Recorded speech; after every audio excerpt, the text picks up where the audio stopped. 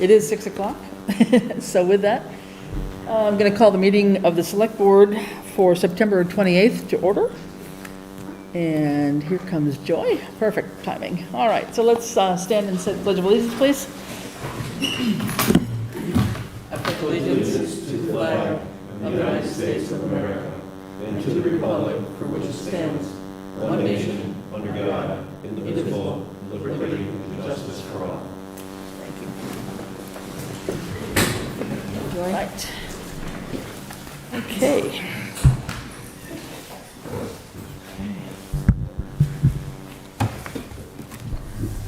Okay, so we will jump right into the meeting here. We don't have any public hearings or presentations this evening. We'll start off with our new format of having an open time for the public. If anyone has anything, we allocate a few minutes at the beginning of the meeting. Go ahead.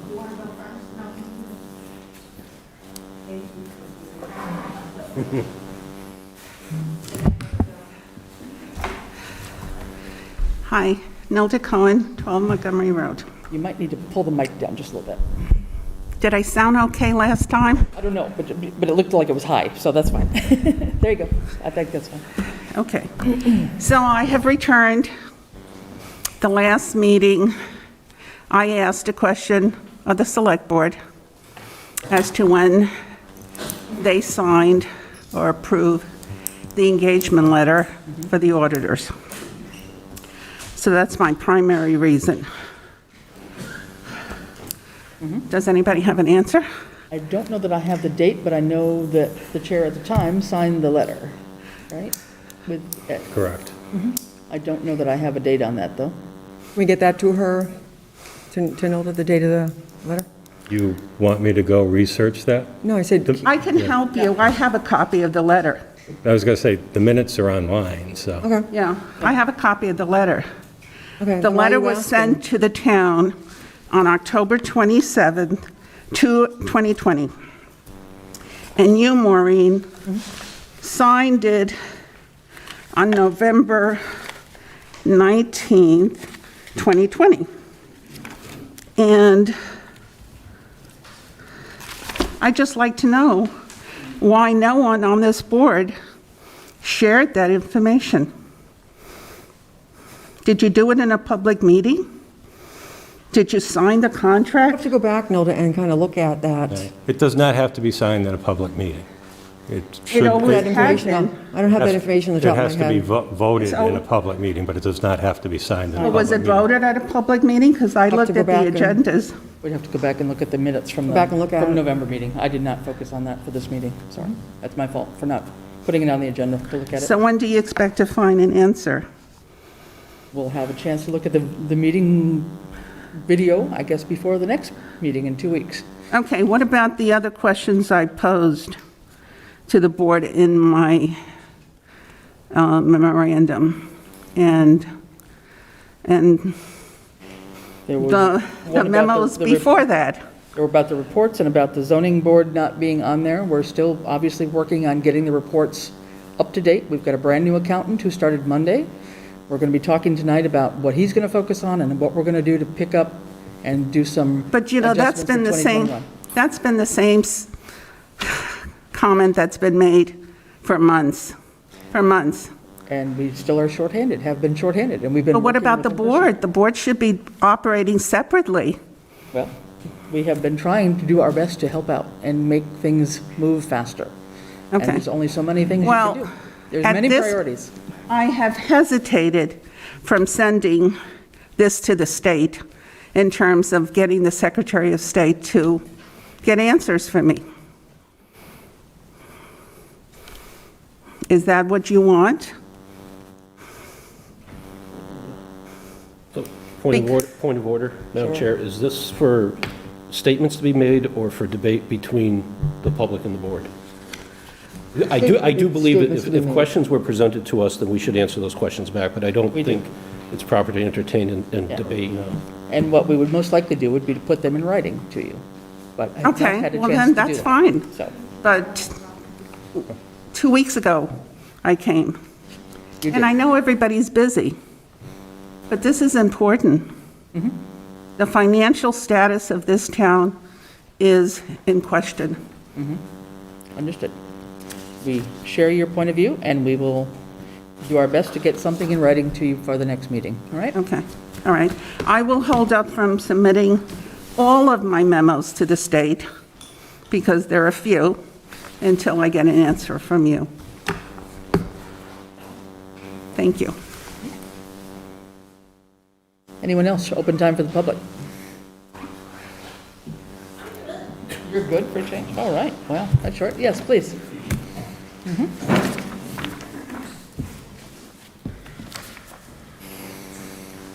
Hugh Scott, Pomeroy Meadow Road. I had 3 questions. At the meeting two weeks ago, Mr. Gibson stated that one of his top priorities was to develop a long-term capital plan. And I wondered if we could get a progress report on that as the first question. The second question being, which dovetails into it, is do we have a current long-term capital plan? And if so, what is it? Okay. Well, if I might suggest, we have one of our department reports tonight, and that is actually the Capital Improvement Committee. So they might be able to also answer that, since they're the ones that look at all the capital requests that come up before every year's budget. Okay? So if you might, I don't know, Margaret, do you think you can speak to that or not? Slightly, yes. Okay. I know we have long-term plans from the various departments, highway, police, and fire, in terms of their fleets, their vehicle replacement fleets or equipment replacement fleets, if that's what you're referring to, or something more than that? Well, that's certainly a part of it. I mean, we just voted down an override on buying a new truck for the highway department, so that obviously was outside of their capital plan. And that's what I wondered, is if we had, I would assume we have short, medium, and long-range capital plans. I'll definitely address that. Okay. Okay. And the last question was there were 2 or 3 people here that voiced some IT concerns.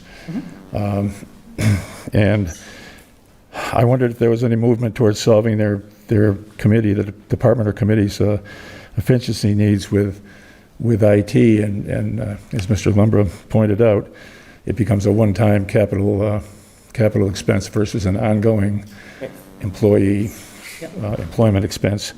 And I wondered if anything had moved on that, if anyone had any conversations on that. And again, you've hit the right meeting, because we have the tech committee reporting out tonight. Okay? And they just actually met this week and should be able to give us the latest update of what they're working on. All right. Thank you. Okay, anyone else? Open time? All right. If not, let's move to the quarterly reports. And the first one on the list is actually the Capital Improvement Committee. So Margaret, if you'd like to come up.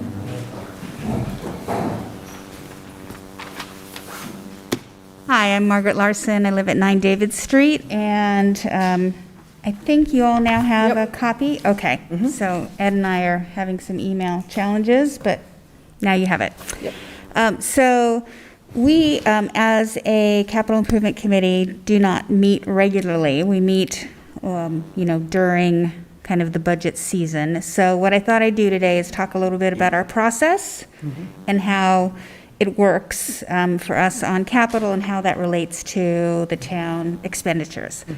So we are permitted 5 members. We currently have 4. We're looking for another. And our process generally begins in November, and that's when the town administrator provides the request forms to all the town departments. So we generally will get requests from all of the departments. We occasionally get requests from Hampshire Regional, but those are only for huge projects like the HVAC system, roofing, the remodeling, things like that. So generally, these are our town-specific expenses. So we define a capital asset as anything that has a useful life of at least 1 year and has a purchase cost of at least $5,000. We can also take a class of assets, which means that those are individual items that might cost less than $5,000, but because we need so many of them, the cost might go beyond 5,000, so 25,000 is generally what we look for a class of assets. So as an example would be radios for the police department, or safety vests for the police department. So those are things that might be a class of assets that we need to purchase. We generally, we can't include items that could be part of someone's regular operating budget. So in terms of expenditures for technology, it really depends on the useful life of those items as well as the cost and whether or not we feel that could be part of a regular operating budget for a particular department. So when we get those, we look at those in comparison to the budget that we have. So this is a percentage of free cash that we are allocated. And so for last year, for example, our monies that we had to spend was $152,000.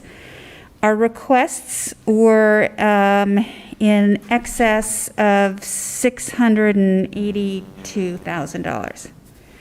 So although we certainly need a capital plan, it's something that I've identified in here as a need. All the departments have one. I think we need a global one. I think it needs to be posted on our website. But that is highly dependent on what we're able to provide as a town. So that doesn't mean necessarily that those things will happen, particularly if we need an override or a debt exclusion for any of those. So when we get an item from the departments, we look first at anything that might be able to be removed because it just doesn't fit the classification. We also look at items that might be better suited for alternative funding. So if we have something like the dump truck, which exceeded our entire capital expenditure budget, then we have to move that aside and provide a recommendation to Select Board about how we handle that. And we also look for grants or community preservation funds when we can. We've been able to do that successfully a few times. We then generally prioritize as follows, and I don't want to make it sound like this happens in one meeting, because this happens over 5 or 6 meetings. We go back and forth and we re-examine, and we invite all of the department chairs to talk about their priorities with us. So the first item is generally items related to safety.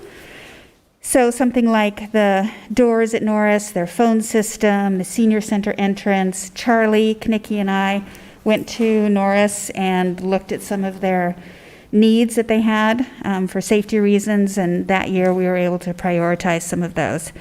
We look at anything that might be obsolete, particularly when the department may not meet Commonwealth standards. So this is much more common when it comes to fire and police. There might be, their vests or other protective equipment that they have to replace every so often. And so their capital plan shows that they're replacing that every 5 years. They replace a few of them every couple years. Then we look at priority items as established by the department heads. So it is rare to have a department request one item. They generally request more than one. We ask them to prioritize those, and then we examine those in the priority order. And then finally, we look at requests from departments who haven't recently submitted requests or had them granted. So we do try to spread the capital budget as we can, when we can. So our short-term priorities, we need to gather requests for the upcoming year. I would love to get another voting member. I believe we need a 20-year capital plan that is together, and I know Ed has started working on some things. I have a couple spreadsheets. It's a matter of getting together and doing this. We've had a series of chairs over the years, so I think this might be our year to do this.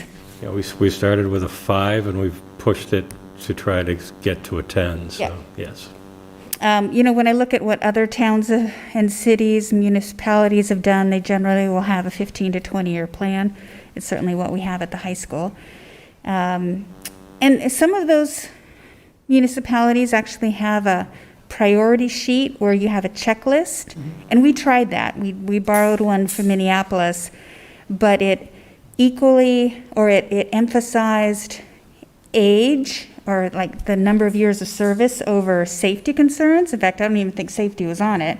And so it kept doing weird things when we came to a vote. It kept prioritizing things over items that might help protect our children. So we jettisoned that.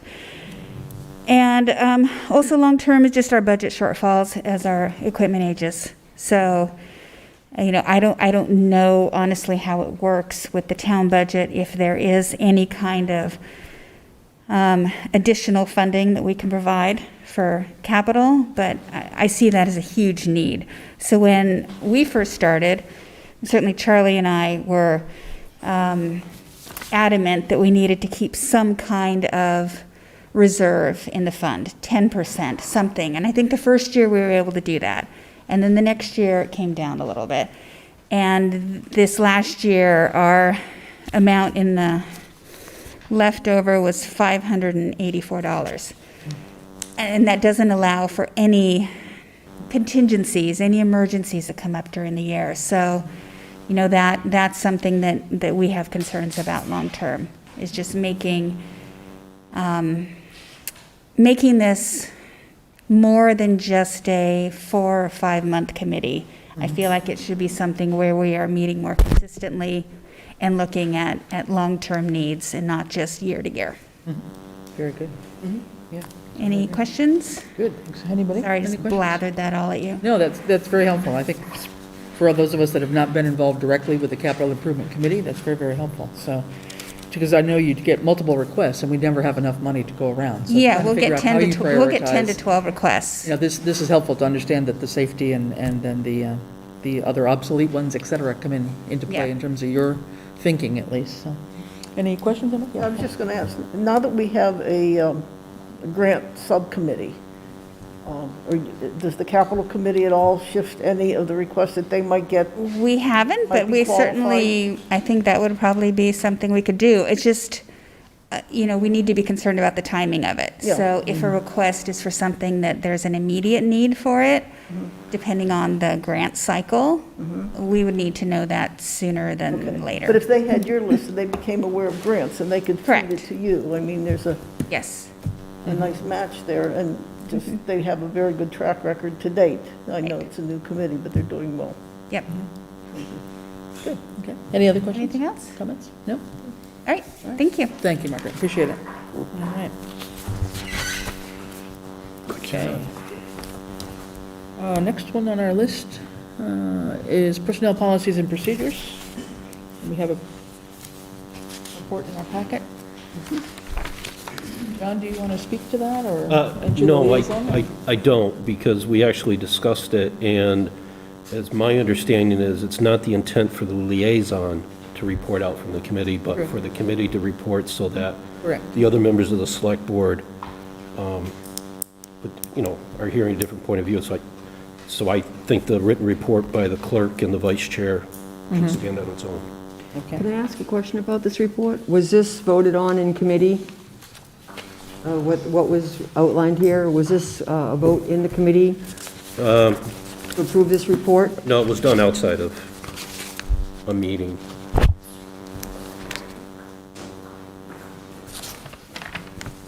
I would say that it fairly summarizes at least the past 3 meetings that I've been at. Yeah, but it basically gives the personnel updates in terms of new hires and separations and so forth, and their plans to finalize rules and regulations.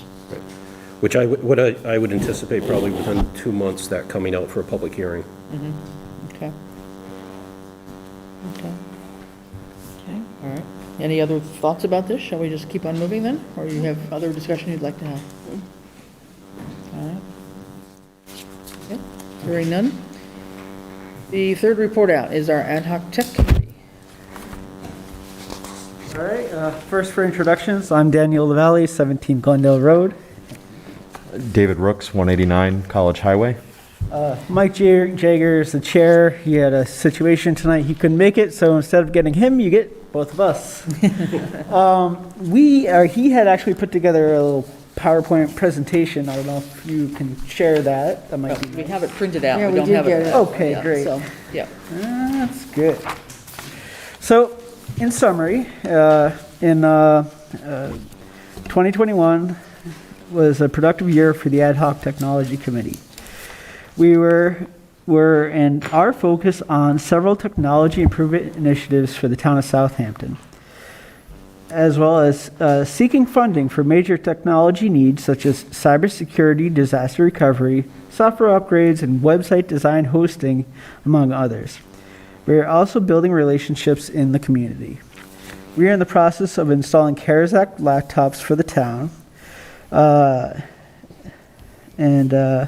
Please announce a select board. Oh, yeah, you have all the text. Yeah. It didn't print out on mine. I was going to try to guess. Process of the CARES Act laptops for the town, and hope we have to have these to be in use by the end of the year. We are pleased to announce and recommend to the select board that we have worked with a vendor who has built a custom quote for a new state-of-the-art telephone system for the town. This quote provides significant cost savings over the current provider while providing huge increases in capabilities. The committee highly recommends that the portion of these savings proceeds be used to increase the town's broadband capabilities. We're also recommending a partnership with the Pioneer Valley Planning Commission, PVPC, to assist the town with many technology issues. We are diligently working on a technology grant and have teamed up with the PVPC to help the town understand our cybersecurity and disaster recovery needs so that those needs can be properly translated into meaningful grant applications. The committee looks forward to serving the town in the future. I think, David, do you want to talk a little bit about the phone system? It's probably the next. Yeah, next We item on. start with the laptops. Yeah, the next item on here is the laptops. So there was some funding that had been secured. I'll just work off of this, I think. Okay. Some funding that had been secured to purchase a handful of laptops for key members of staff here.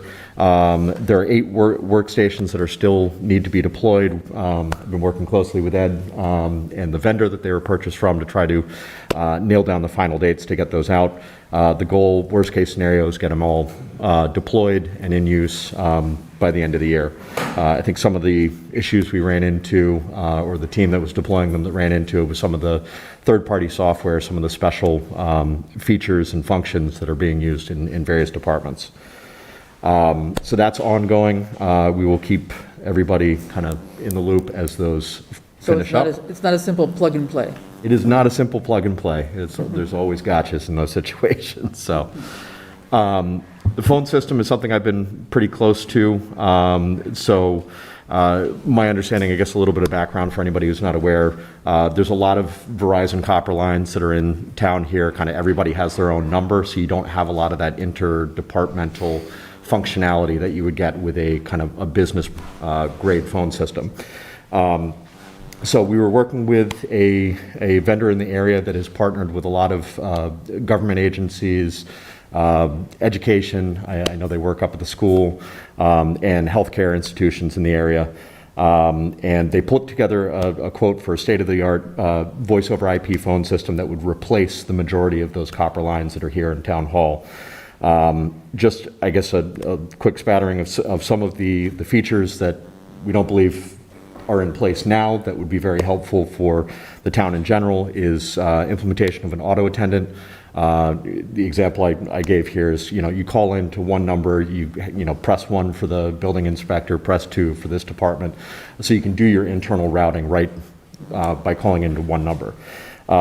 Music on hold or announcements on hold, if there's anything that's relevant to the public, while you're waiting to get connected to who you're trying to reach out to, that can be placed on the system as well.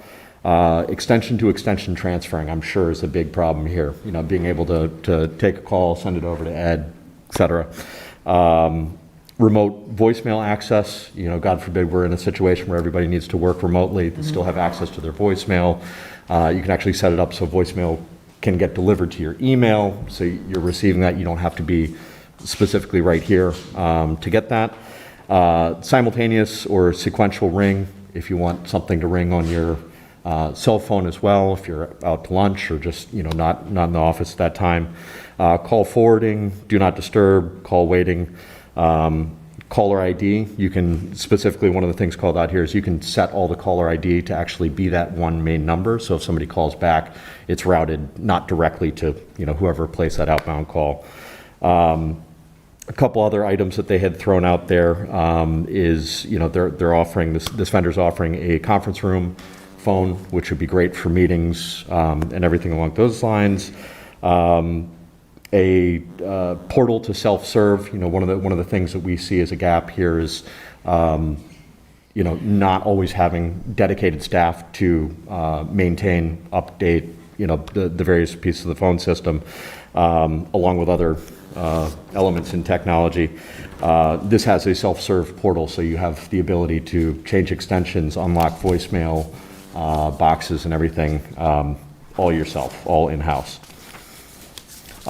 Just a quick overview on the cost. So the current telecom expense is about $550, all, again, Verizon copper lines. That's per what? I'm sorry? Per what? Per what frequency? 553? Oh, I'm sorry, for monthly, you're looking at about $500, $553.07 monthly. The new quote is actually coming in at $290.64 per month. One of the things that we've highly recommended that I think will help out across the board is increasing the bandwidth here. You got a lot of folks that are working on a network and it has a pretty low speed connection. So while you're saving a good amount of money, we are recommending that you reinvest $100 to upgrade the circuit speed here, which still yields $162.43 per month in savings over what you have in place now. So we're looking at this as kind of a win-win. Again, I've personally worked with the company that provided the quote and am very confident they could do a good job in terms of getting this rolled out. Any questions on that? I know that's a lot of information. I do. Yeah, go ahead, Jim. So the, some of the telephone lines we'd have to keep, Yes. right? The elevator and the alarm Correct. system. Correct, alarm systems. And are these numbers just for town hall? Or are you including police and highway? Are you including all the public buildings? I believe in this quote it was town hall and the highway department. Okay. And then, at the end of this, you guys are suggesting we upgrade, but not go as far as to have fiber in the building. So then we end up with the VoIP and the network all on the same line.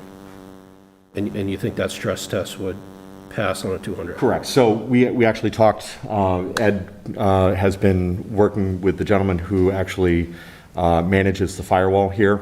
And the firewall that you have downstairs in the IT closet is capable of quality of service. So you can actually segment out a specific amount of bandwidth that's just for voice traffic. So it kind of protects that so you don't run into issues if somebody has a big download or something like that. It's not going to impact the phone system. Okay. And then the, and under, what, is this exempt from procurement? Like, it sounds like you worked with one particular vendor. And a lease is I'm just curious, maybe the question hasn't been raised yet, but a lease is a form of debt. Right, so it was our understanding, and anybody can chime in here, is our understanding because the term was less than 36 months, is that accurate, Ed? Correct. That because it's less than a certain amount of funding spread out over a certain amount of... That it didn't have to comply with 32B. Correct, that was my understanding. Okay. You did have that conversation. Yeah, the other thing I failed to mention here is a lot of the time when you're deploying a new phone system, you have to purchase a lot of the handsets and a lot of the equipment up front. We had looked at that as being a potential obstacle in terms of getting this into play and not having the funds to do this right off the bat. So the pricing that we put forward actually includes the cost of all of those handsets spread out over that term. So after 36 months, the price actually drops down to $228.26 per month. So once you hit that 37th month, the savings are even a little bit higher. Rena, you had a question? I have a couple questions. First of all, thank you for all your work. I mean, having this committee is just a huge benefit to the town, so thank you. I think the questions I have are actually for Ed. The first one is, you mentioned about the laptops and the holdup. They're purchased though, right? Because we have only until the end of the year under the CARES Act And to they're purchase. Okay, they're all purchased. It was just really the software rollout, or? Yeah. It's the deployment and making sure that, it really is a like-for-like transfer to, no impact to workflow and everything along those lines. Okay, the second one is, at some point along the budget process, we did talk about increasing broadband in this building. I didn't know if it was part of the operating budget in a separate line. I don't know if it was part of the override at the time. Do you remember that, Ed? My memory is it was part of the override. Okay. And what would it involve to consider transferring cost savings?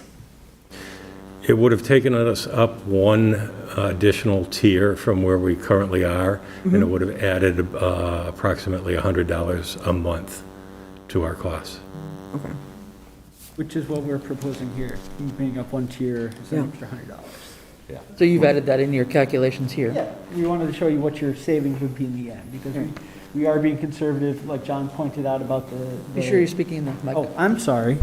Like John pointed out about the data throughput, adding VoIP, you have extra data, so moving up that extra to the higher tier gives us more security, or not security, but a level of comfort that the telephone systems will operate smoothly and handle all the other data traffic that's happening within and out of the building.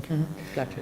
And I guess one other thing, just for context, voice packets or voice traffic for these systems is actually very, very small. It's just very sensitive, so you need to make sure that it's protected. It's not that it's going to add a whole lot more throughput that would impact the overall speed or capabilities of that circuit here.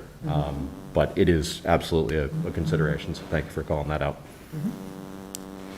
Could I just ask? Yes. Okay. The engagement that you're talking about with PVPC for IT support, Right. does that include any procurement, preferential procurement, so that we don't find ourselves in a situation of having equipment and not having, the whole installation package going along with it? So, Like the Hampshire County of Government used to work.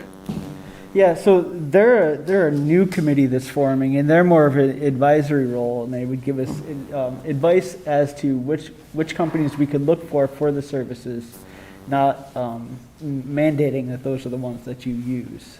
Just saying, like, maybe we get into talking about the grant a little bit, about they had recommend some groups for looking at cybersecurity, and They do have a preferred vendor, Dan. This Novus Insight is a preferred vendor that they've vetted and used for 3 years. Okay. This is the Pioneer Valley Municipal IT Collaborative that I brought up, I don't know, last meeting or the meeting before. And so that is working with several towns in the area, several small towns like us, trying to do some of the same kinds of things. And so part of that would be advantageous to be part of a collaborative. I believe the cost is $400 a year, and it does allow us not only to share problems and solutions with other communities, but it does allow us access to preferred vendors that have already been vetted. Okay, good, thank you.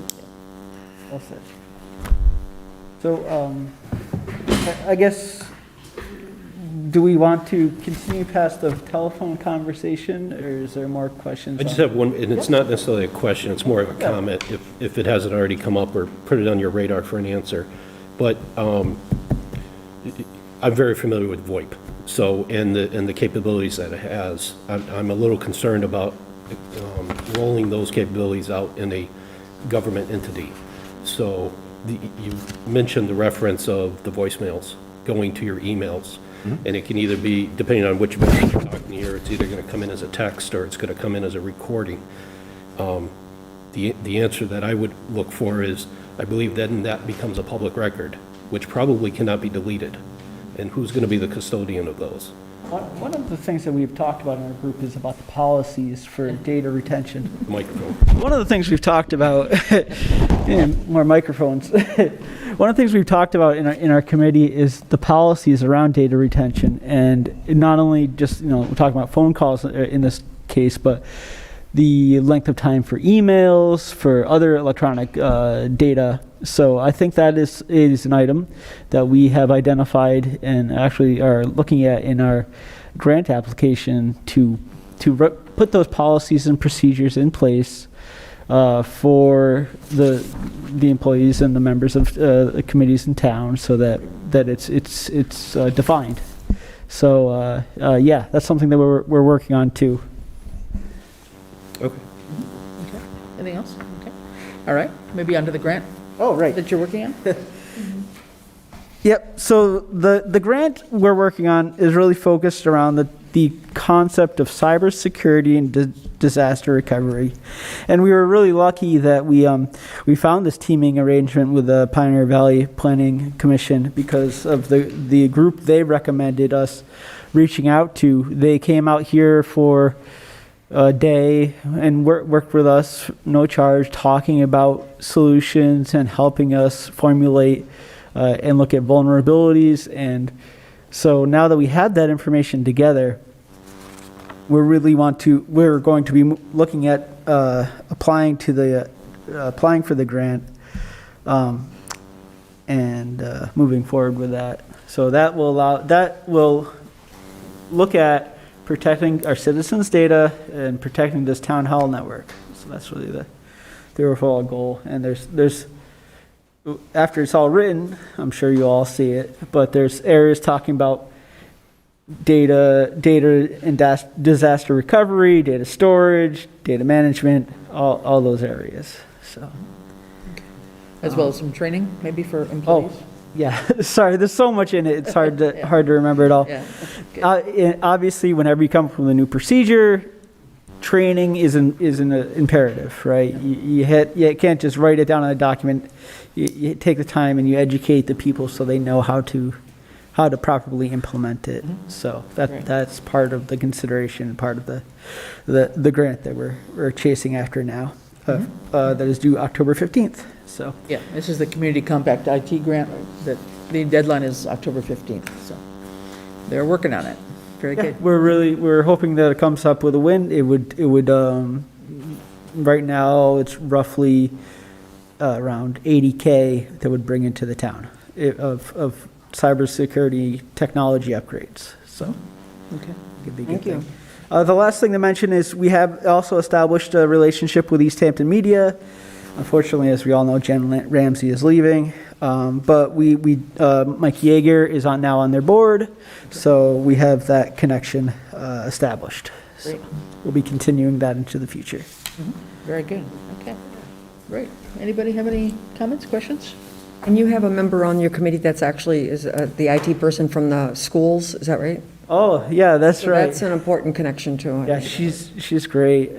She's been very helpful. Florida. Yeah.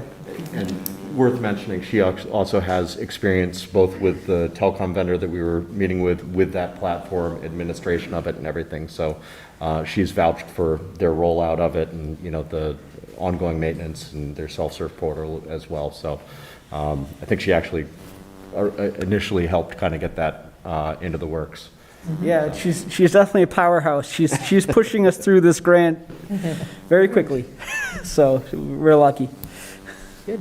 All right. Great. Are you at the point where you've actually gotten a threat assessment on the system? Has the current insurance carrier given you a scorecard? Or no, you're not at that stage yet?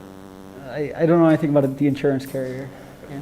We've got the MIA in the package. Do you want to speak to that, Ed, in terms of what they offer? That they do. We do have a cybersecurity coverage with them. I reached out. Currently, they do offer web-based training, but they do not offer any physical assessments of your system. Okay. Okay. All right.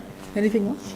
Thank you very much. I just have one question. Yeah, When is this telephone project happening? Is there a timeline for that? So I guess we're kind of looking to you because we hold no money, right? We've given your board the information, and we're looking for you to make a decision on it. And we can move forward with it after you have decided. Well, yes, of course. So yeah, it's now in your hands. Okay. Whose department do the phone bills sit under, or are they spread? Yeah, should be spread out. Yeah. So would there, in this transition from the old system to the new system, do you expect any disruption? Are they talking about that at all? Or we're just going to So play the John- play? David's the expert. I worked in telecom for probably 15 years in total, so I've definitely been through a handful of these. You know, the real critical piece is when you port your numbers over, whatever published numbers you have are going to get ported over to the new carrier, who will then point them at the new phone system. It is pretty common practice to just do that when you guys are not operating on the phone system. So that would be planned with everybody's approval to say, you know, whether it's a Friday, whether it's, 6 o'clock at night or something like that, that's when they would swing all the numbers over, do all the testing. So when everybody comes in ready to work, everything's been tested, all the handsets are running, and you're good to go. So. It is the first thing we have to do, though, to do that, to also get our upgrade of our tier with Charter in order to handle the VoIP? I would recommend doing that first. I mean, that's going to be kind of the foundation that all this is going to run over. So Ed, I know you and I talked about trying to get that into play, trying to get the QoS settings on the firewall put into place.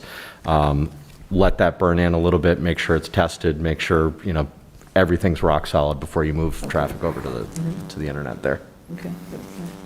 Does anybody else, given that this is maybe coming before us fairly soon, does anybody have further questions that they'd like the tech committee to work on and provide answers for us? We've got some idea of some costing ideas. Is there anything in particular that you've got, or you'd like to think about it and come back with questions at some point? This is a summary of a formal proposal that you already received, correct? Right. So I'd want to see the full Formal proposal. proposal, okay. And then some clarification about, written policy before the phone rollout. And I agree, you have to upgrade the service before that. Sure. So Ed, does it make sense that we compile all the most recent quotes and information? We have like their feature set and everything for everybody to review and just funnel that through you? Sure. Okay. Yeah, All right. pass that on to Ed and he'll get it on to us. Okay. That would be fine. Easy enough. Okay, good. Thanks Thank so you, much. guys. You Got it. Thank you. appreciate the committee's work. You've been very diligent at trying to look at various issues here and figuring out what we have and what we need, so. We'll see if we can jump into the 21st century pretty soon. Hopefully. All right, so that's it for the department committee reports tonight. Just an announcement for the next one. For the beginning of October meeting, the first meeting in October, we are asking for reports from Community Preservation, Conservation Committee, Open Space Committee, and the Parks Commission. Okay, that's the first meeting in October. Second meeting in October will be the Planning Board, Zoning Board, Housing Commission, and the Master Plan Implementation Committee. Okay? Thanks very much. I appreciate everybody getting your information to us ahead of time, and really appreciate you being able to be here, too, to present your things. So that's great. All right, moving on. We have a few appointments and resignations tonight. So let's start with that. We have a resignation from Michael Bueller from the Greenway Committee. I'll make a motion to approve his resignation. Okay. Anybody second that? I'll second it. Any discussion? I just want to say thank you to him. He's been a longtime member of the Greenway Committee and has really worked very hard to advance the cause over many years. Yeah, I think Mike has been around at least since around 2014, thereabouts at least, and he certainly is an institutional memory force on the Greenway Committee. So we thank him for his time and know that he will do his best to pass on information to the current committee. There's Aaron Tauscher is the new president, and he's jumping right in as well. So, all right. So all in favor? Could we have a vote, please? Aye. Aye. I just want to let folks know that we do have a letter from him, and at the end it says, thanks to, he provided some documents, and he says, I very much look forward to being at the ribbon cutting. Very good. Okay, all right. Next appointment, Charlie Kinnicky, Public Safety Committee, and Rini, since you're the liaison, you want to handle that one? Yeah, so, first of all, I'll make a motion to approve Charlie Kinnicky for the Public Safety Committee, term to expire June 30th, 2024. Okay, do you have a second, please? I'll second. All right, all in favor? Or do you want discussion? Discussion go to first? discussion. All right. So there was a couple of letters, go ahead.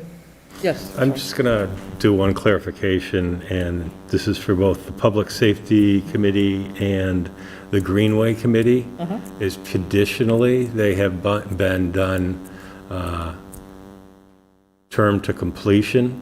Okay. I am recommending that you don't do that in these two committees, just so that we don't lose track of who's appointed at any particular time, and that we switch over to 3-year terms. So I just want to point that out to the board. Oh, okay. Okay, so the June 30th date, 2024 is correct? Yes. Yeah, okay, very good, thank you for that. All right, yeah, Rini, go ahead. Right, There's a so couple there were letters. 2 letters that came in of support, one by Dawn Warren and one by Janet Brown. Is Janet still there? You're hiding behind the podium. She's there. So I don't know if are they in the packet here? Because I got them, but, oh, they are. Okay. Let me just take a minute to find them. If you have them handy, that'd be helpful. Yep. First one is from Don Warren. Please accept this letter as my personal recommendation for the appointment of Charlie Kinnicky to this committee. His 40 years of experience with the Southampton Fire Department will be invaluable going forward with the planning and construction of a new facility. Sincerely yours, Don Warren, Chairman Pro Temp and Southampton Public Safety Committee, also member of Historical. And then Janet Brown. Mine is buried in there. I had it. I thought we had it in here somewhere. I just wasn't, I thought I was going to read it on my laptop, but I unfortunately forgot my laptop. It's not, hold on. It's here. I didn't receive the one from Janet Brown, so that one is not in the I packet. did. Yeah, let me, All right, if you can read it, that would be great, because I forgot my laptop. okay.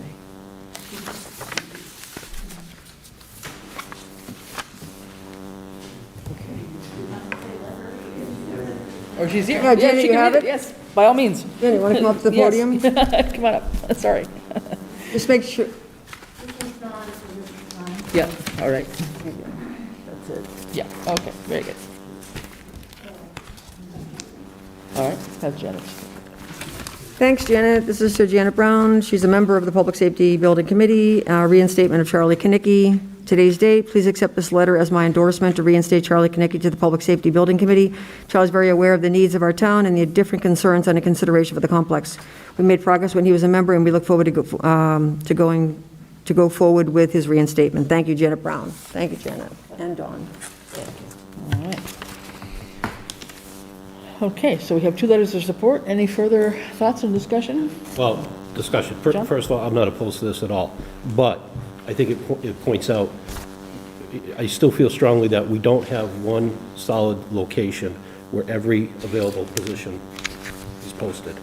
Like, we need 2 people on finance. We have a pending on the PPQ. We have Yeah. capital committee looking, and again, I'm not opposed to this appointment at all. I just think we as a board need to do a better job Yeah. about saying, here are the 50 openings within the town, and not wait for somebody to find it on their own and come forward Yeah. and get it out there so we can fill True, out yeah, the and seats. they are right now, the various positions are open on the, they are posted on the volunteer page of the website for the Greenway, for finance, for capital, I believe they're on there, Okay, on the volunteer page in the website. So you have to scroll over to the volunteer jobs page and then scroll down, and you'll see that there are vacancies there to be, and it's a full list. You think it's the full list? I think it's pretty accurate. I'm not positive it's absolutely full. I'm sure there's some that aren't on there. There's There might be. always some that Yeah, but I think, I may not think of when yeah, it gets updated, but yeah, so, I'll compare what the master list says to that, and if there's any other ones, we'll add them. All right, okay, thanks. I just want to. yes. So I support Charlie being on the committee. I think as a previous firefighter and also EMD and member of the committee in the past, I think he'll be a big help to the committee. I had talked to the select board about getting a meeting going, and so I sent an email out to folks this week, and I spoke to Dawn about coming up with a couple of dates. So that I hope to have happen by the end of the month. But I just want to say something in general about the Public Safety Committee, Building Committee. It existed long before I got back involved in town boards. And I think that public support for the Public Safety Committee is incredibly important. I think right now, the public support is leaning in towards the Greenway. It came up number one as the master plan interest of the town, and maybe the public safety complex was a little bit further down, but I know 5 years ago when I was running for select board, when I went door to door, it was by far the number one thing I heard. So I think with Williamsburg and Westhampton now working towards building a public safety committee, I think it's really long overdue for Southampton to do this. But I think that public support is incredibly important, and I know it existed long before I came here, and I know that before I got involved here, there was land that was purchased behind the fire station, and it was submitted to town meeting, and it was, I think, $11 million price tag, and it was not supported by the town. It was $1 million of that was excavation, and so there was land that was purchased that we currently own. And then I think the pendulum has swung from renovate the existing buildings to build a new building, and then we ended up purchasing the land next to the police station, which I was on the board at that time. I very much supported that, because whether it's for septic or if it's for an access to Route 10, I think regardless of the future of that building, I think that it's a good decision. But I think that I've read and I've heard from townspeople that's very disappointed. Why do we keep building, why do we keep buying land here, buying land there? So I'm just going to ask, when we have the first meeting of the Public Safety Committee, that there's be a commitment on the part of the committee to work very much together, to communicate only in committee meetings, to not do behind-the-scenes communication. And so I'm hoping that everybody that recommits to this committee remains optimistic and not get discouraged about the starts and stops, and that we try to get public support and move forward for a Public Safety Committee. Good.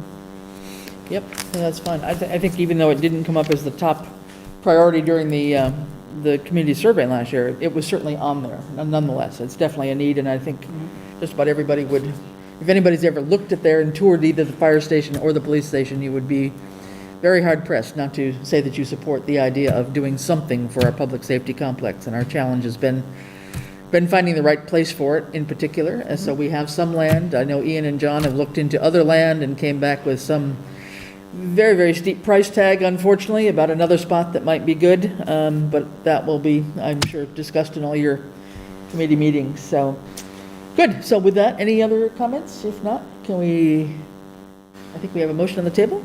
All in favor? Aye. Aye. All right, very good. Charlie's here. Thanks, Charlie. Can I ask- Charlie's here. All right, very good. Actually, sorry, Charlie, we didn't ask you to I come up didn't and... even see there, sorry. Recognize people without masks. You had so much endorsement. I have a question though about the Public Safety Committee, because everybody else in the committee right now is until completion. Are we going to reappoint people with staggered terms, or I guess that's something we have to decide? Yeah, it might be worthwhile doing over the And the same next for the few Greenway? months. Same thing for the Greenway. Okay. Yep. Charlie, do you want to say a few words? I'll make us change our vote. Congratulations. Back again. Hi, I'm Charlie Konecki. Are you sure? I brought with me the 2012 report of a Public Safety Building Committee. I want to leave the copy here so your board members can all look at this. I think you'll find it fascinating, because this was very comprehensively done, showed what lands the town owned it, showed what the needs were, compared us to other communities. So I think you'll enjoy this document, and thank you. Okay, thanks. Yep. Perfect. Thanks, Charlie. I'll circulate around. Perfect. Okay. Good. All right. Next on the list, we have an appointment for Jacob Lehan for the Conservation Commission to fill the vacancy of Joy Piper, term to expire June 30th, 2024. All right. Could I have a motion? I move to appoint Jacob Lehan to fill my prior vacancy on the Conservation Commission, term to expire June 30th, 2024. Okay. Could I have a second, please? I'll second that. All right. Discussion. Jacob, you're here. Would you like to come up and introduce yourself? Give us a little background here. We've got your CV, but for those that are just listening, just give us a snapshot of who you are. Great, yeah, good evening. Thank you for keeping me on the front page of the agenda. I appreciate that. So my name is Jacob Lehan. I have a bachelor's in environmental science and regional planning from Westfield State, and I actually live in Easthampton. but as we talked about, this is upon the completion of a vacancy. So I have 4 years of experience in environmental conservation, 2.5 years working for the Department of Fish and Game, and I've always wanted to join a conservation commission. It's good experience, and if appointed tonight, I will be able to finish the necessary documentation to be sworn in tomorrow with the town clerk, and then I'll be able to vote next Monday in our first meeting of October, and I will then also be able to attend the Fall Massachusetts Association of Conservation Commissioners, fall annual meeting in October as well. Great, good. All right, wonderful, thank you. Sounds like you've got just the right background for Concom here. Yeah, so- we're really excited. Yes, by the way, Very the good. Conservation Commission unanimously voted to support his appointment. And we saw his resume and met him at our last meeting, or they met him at the last meeting. But we're very excited that you are volunteering your time to Southampton with all of your expertise. So I'll leave it to the board to vote. Very good, okay. So any further discussion? Okay, if not, we have a motion on the table. Can I have a vote, please? All in favor? Aye. Aye. Thank you. Well, thank you Welcome, for Jacob. stepping up. Glad to have you, thank you. All right. And next, we have 2 for the Greenway Committee, and I think we may as well just take them together. Ellen Sengas and Mark Cassis. Both terms to expire June 30th, 2024. These would be appointments to the Greenway Committee. Could I have a motion, please? I'll recommend both Alan Sengus and Mark Cassis to the Greenway Committee. Second. Term to expire June 30, 2024. Okay. And again, since you're both here, would you like to come up and say hello in a few words?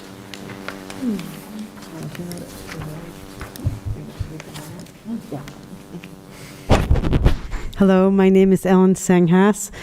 We live on 19 Fomer Road, and I've been living in this town for a long time, I think since 1982. I'm a pediatrician and an internist. In practiced primary care for about 40 years. The last few of those years was primarily in addiction treatment and disability consultation. I was also the school physician at Norris for I don't even know how many years, but only recently stopped that when I retired. So I love biking, and I am very excited about linking Southampton to both Westfield and Easthampton, and happy to roll up my sleeves and pitch in. Very good, thank you. Great, thank you. All right, Mark? Hello, everyone. Mark Cassis, 19 Fomer Road. Again, excited to be able to work on an important priority for the town. My background, besides my work background, had been a physician and retired now, but I also had been on the Conservation Commission for the town. I've been on the board of Winding River Land Conservancy, had written the land grant for the town that the state got to basically purchase Wolf Hill, and helped usher through the town, so understand at least some of the processes as they were 10 years ago or so, and willing to put energy into what I think is an important priority. Very good, great, Really thank you. get a chance to work with everyone. All right. Any discussion, comments? All right. All those in favor of appointing, let's just do both of them together, if that's okay? Yes.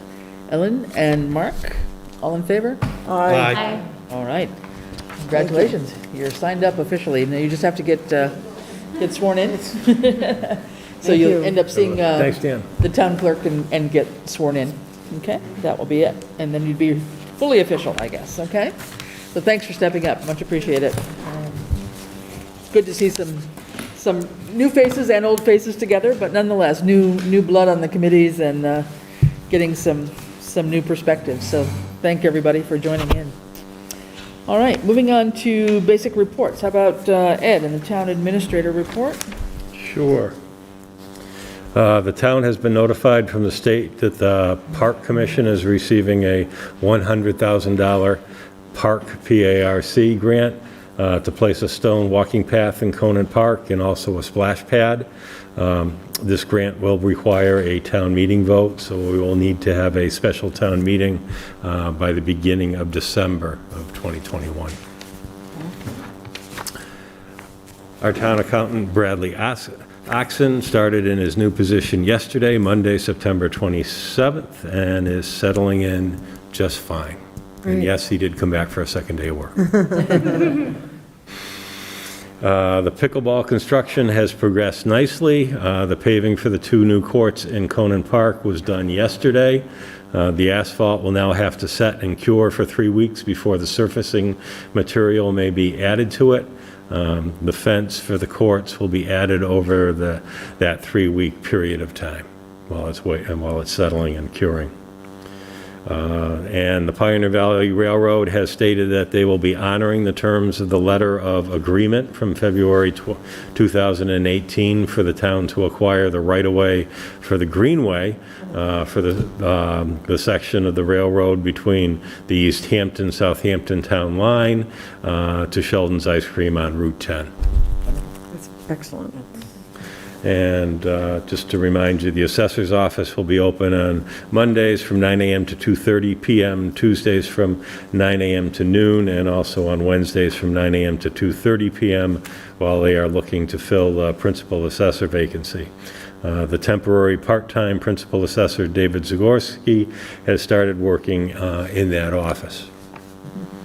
And then upcoming select board meetings for October are the 12th and the 26th. Okay. Great. Very good. Okay, thank you. Any questions for Ed? All right. If not, let's move on to... Can I just ask one question? Yes, go ahead. So the deadline of the December for the park, for the town meeting? Yes. So that, given the pandemic, and the last 3 to 4 town meetings have all been outdoors, and December being a lot colder than the other ones, perhaps there should be something set up for a meeting of sorts. Is it the thought that it would be in this building or in the school, or? I would think the school again, Okay. yes. So, I mean, the select board will have to work with the moderator and town clerk to choose a date, and then we'll have to check with the school and make sure that that date is available. And there won't be any other considerations in terms of recash and budget issue items? We're not going to, usually lately it's been like January or even February. Well, so usually it's been in February, so. there's not going to be any, Yeah. we can I do it don't, all in one meeting? yeah, I don't envision those being ready, but just like we did this year, there is not a reason that the free cash cannot be dispersed by the policy into the 3 accounts, the OPEB account, the capital stabilization account, or the operating stabilization account at the beginning of the annual town meeting. Or you can actually schedule a short special town meeting on the same day, just like half an hour earlier than the annual town meeting, and take care of anything that you would consider to be, a special town meeting, so Like we it's did ready last year. for the ATM, yes. Right. Okay. Okay. So that's something we'll have to be discussing in terms of what kind of a date we need to choose, because the requirement for that grant is that there has to be a town meeting vote before the end of the calendar year. Calendar year, correct. Okay. If I may, Yep, John. just as of today, Norris is closed and not open for a town meeting, so I would put the request in sooner than later to get Yeah. the school committee to reverse its policy. Good to know. Yep, good point. Okay. All right, with that, how about moving on to select board reports? Who would like to go? Well, mine's really easy, so I'll just tell you that the All right. Community Preservation Committee is meeting next Wednesday at 5 o'clock. The Council on Aging is meeting next Wednesday at 4 o'clock, so that'll be tricky. And the Board of Assessors is meeting right now at 6 o'clock. But basically, the work of the Board of Assessors, we already heard, is they have a temporary, an emergency person who's filling in for the assessor. They're still posting that position and hoping to get some applicants. and they're having a meeting tonight to talk about valuation. So that's all I really have. Something for the COA? Oh, COA, oh, sorry about that. And that's the unfortunate part, that I don't have my laptop with me, but they did have, they have a meeting next week. So just to let everybody know that they talk about the 5 for 5 on the grant funding. They just received a grant for a memory cafe. So that just came out today. Everybody's very excited about that news, and it's already sort of in the works for planning. So thank you to the Grants Committee also, along with the COA and Joan Lenahan, Senior Senate Director, for all their work on submitting that grant and getting it approved as of today. Yep. That's a $7,900 grant for about 2-year period, I think it is, yeah. So, great, so very good. Okay, next, Joy? Somebody? Can you hear me? I have a lot of papers. So Planning Board met on September 15th. They interviewed the new planning consultant. He was the former city planner for South Hadley and had worked for PVCP before. He has about over 40 years of experience in city planning, a wealth of knowledge. His name's Richard Harris. He's actually already spoken with our PVCP rep that we're working with Housing Authority, Ken Comia, in regards to zoning bylaws and how we can coordinate efforts between Planning Board and Housing Authority and the concerns between the two. So we were happy to hear that. The next meeting is October 6th at 7 p.m. It's virtual, and the information is on mytowngovernment.org. Conservation Commission met. There was an RDA for the Clark Chapman House, so that's moving along. Manhan Meadow Sanctuary grant project, they're flagging the wetland boundaries, and I think they can speak more about what's going on with that in the next meeting. The Pomeroy Mountain, they decided to, they voted to call it the Great Mountain Trail. They're creating a new trail, and it's now just being called the Great Mountain Trail. I guess there's some history with it being called Great Mountain. And actually, I do have these flyers for the rest of the select board. There's co-sponsoring conservation walks this fall. One of the associate members is doing guided walks on the conservation properties at Wolf Hill Sanctuary, Conan Park, which is disability accessible, and Whittermore Conservation Area. So these are posted on the town website and on social media sites and around town. They're free walks, and they are walks have a maximum of 20 people, preference for town residents. To register, you can go to massaudubon.org or call 413-584-3009. They look really fun, and the associate who's going to be doing them is very knowledgeable on the conservation areas. Housing Authority, and their next meeting is going to be they will be here October 12th. I'm sorry, I forgot when their next meeting is. The first Monday of October. Yeah, I think you said next week, the new member. Yeah, yes, next week, October 6th, or 4th. Housing Authority, we had our committee meeting on September 22nd. You and Francine were there. We had almost 30 people there. It was really exciting. There was great participation and ideas from the community. A lot of people are excited about affordable housing. So that was great to see that excitement and interest. Everyone was very engaged. We had our House Representative Lindsay Savadosa came, and she was involved with the different activities we had with the community. Lots of concerned citizens excited about the housing market, or they're concerned about the housing market, so they're excited about us talking about affordable housing. So thank you to the Housing Authority, the Planning Board for their hard work for putting that together, and from our liaisons at PVPC. The next meeting for Housing Authority is October 4th, virtually at 6 p.m. And then Open Space did not meet recently, but they have been in contact with landowners regarding conservation using their land. Landowners have actually personally contacted Kestrel directly in Southampton to have a direct link, conservation restriction with Kestrel. So there's that activity. And the next open space meeting is Thursday, September 30th at 6 p.m. And they're expecting Mark Walmsley from Kestrel to be joining them to discuss Southampton as a priority for Kestrel to put their focus on. Great, okay, very good, okay. Yes, anybody? John? Sure, I can go. So last week, the PQB board met, and most of the items discussed will be coming up later on in the agenda, so I'll save that. And their quarterly report that came in. The primary purpose of that meeting was to go over the rules and regulations, and we made it probably 3/4 of the way through the book. So we're going to have one more meeting to finish that, and then put out a draft version for public review, comment, and hold a public meeting. And then I believe the next step after that would be to forward it to the select board with all the changes and the feedback from the public meetings and all that. So far in the first half, I don't think there's a lot of contentious items. A lot of it's wordsmithing, replacing Board of Selectmen, and things of that nature. But we're just getting to the good stuff.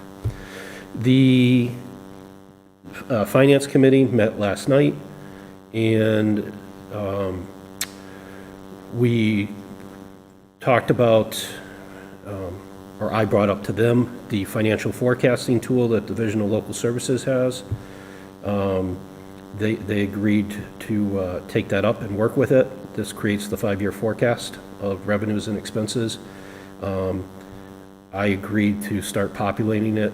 I got viewing rights to the Gateway today from the town clerk, so I can populate the historical data. So we're going back to '06 and building the book forward. After that's done, there should be a request coming forward for a joint meeting of Finance with Select Board. They'd like to get some direction and guidance on where the Select Board sees them, or how they can assist in the budget going forward in that. And they're looking for if there's anything we can do to support them in getting 2 more members to broaden that committee, that would be useful. And then tomorrow morning, I will be meeting on the ad hoc regional municipal human resource management service evaluation that I took over from Francine. And we are on our 3rd draft. I believe it's capitalization and grammar now. And this should be going out. The intent is to go out October 1st, so I would just push it out a week, and I think it's going to go out soliciting bids to do an evaluation of the Chester, Westhampton, Southampton, Blandford, Goshen, and potentially Gateway Regional School District for possible consolidated HR services. And I think that's it. Okay. I'll see you there in the morning. Okay. Sorry, Rini? Yep, question? Yes. I have 2 questions, John. The first is on the personnel guidance for the town. That's a pretty significant document, so that's great that you're getting so far along with it. Has the issue come up that keeps coming up around the whole vacation thing, being, allowed to take whatever you have in the beginning of the week? We stopped at sick time. So we're going to pick it up at sick, and then we're going to go on vacation, and and the suggestions that are in there I think it'll be a lively debate amongst the committee. Yeah, I think that will be a lively debate. And the other thing is, I was looking at the charge from the Public Safety Committee in 2016, and we're going to have to kind of relook at that, because some of them are very specific to what was done in 2016 with the land over there, so it may or may not apply.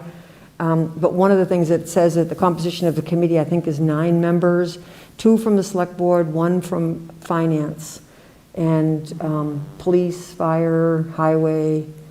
So anyway, I didn't know, I think we'll probably meet this first time with who's listed as current members, and then maybe have a discussion before, relooking at who's going to be chair. I mean, I'm just a liaison, but there's an opportunity for another Select Board liaison, and also it specifies a Finance Committee. So I just want to let you know that as a liaison. It might be interesting, I mean, because they haven't really met recently, so they've been up and down and kind of on a hiatus role, so yeah, you might want to just bring up that whole issue of the charge again and have them Yeah, it may not you even know, apply. look at that and see if that's still applicable, and then, you know, Yeah. just Yeah. reaffirm that, basically. But if it does need more membership, then we can put out the call for that as well. Yep. For sure, yeah. Okay. That's it? Yep, okay. Francine, go ahead. Yeah. Okay. The Bylaw Committee met on September 15th in person and then via Zoom with representatives of a company that we've contracted with called General Code, and they will be assisting the town with its general bylaws, zoning bylaw, and groundwater protection regulation. The committee began its review of the organizational plan survey issued by General Code, which is kind of puts together the foundation of how our information will be presented and the ease with which our residents can access the town bylaws and make them as user-friendly as possible. The other major item that we discussed on September 15th was the agenda for the public meeting to gather public comment on the 3 draft bylaws that were publicized: soliciting and canvassing, nuisance/peace and quiet, and building numbering bylaw drafts.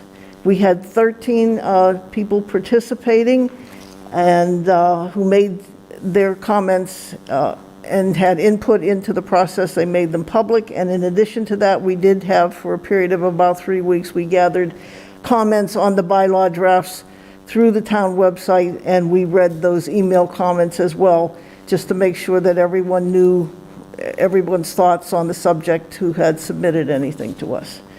In addition to the committee members, which are Virginia A. Hart, Chris Fowles, and myself, I want to thank Police Chief Ian Illingsworth and Fire Chief John Workman for their participation in the public meeting and for their significant contributions to those particular bylaws, which are of public safety concern. The committee will meet again tomorrow to consider the comments that we received at that public meeting for inclusion in what we hope will be our final draft going forward for consideration by the Select Board and then ultimately by the town. And I just want to mention that the Norris School Committee will meet again on October 13th. That's their next meeting. And I will be joining John at the meeting tomorrow morning, the Zoom meeting on the HR Regional Resource for our town, which is something that I think would be beneficial to us. So, thank you. Good, very good. Okay, all right. So Norris, the committee hasn't met since the last time we met. I'm just wondering how school's going. I mean, is there any concerns around, are things in place in terms of COVID and protection and everything's okay? I'll let John speak to that.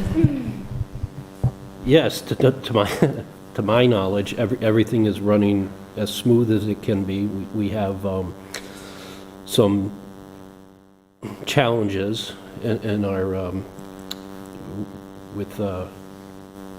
there's a current not a vacancy, there's a current leave of absence that's causing some difficulty, but all reports are positive, or not positive, but all reports are good, and that the busing situation seems to be doing well. As a matter of fact, we had the push all Norris buses are now on a 10 or 15 minute delay from their initial pickups because they are arriving at school too soon.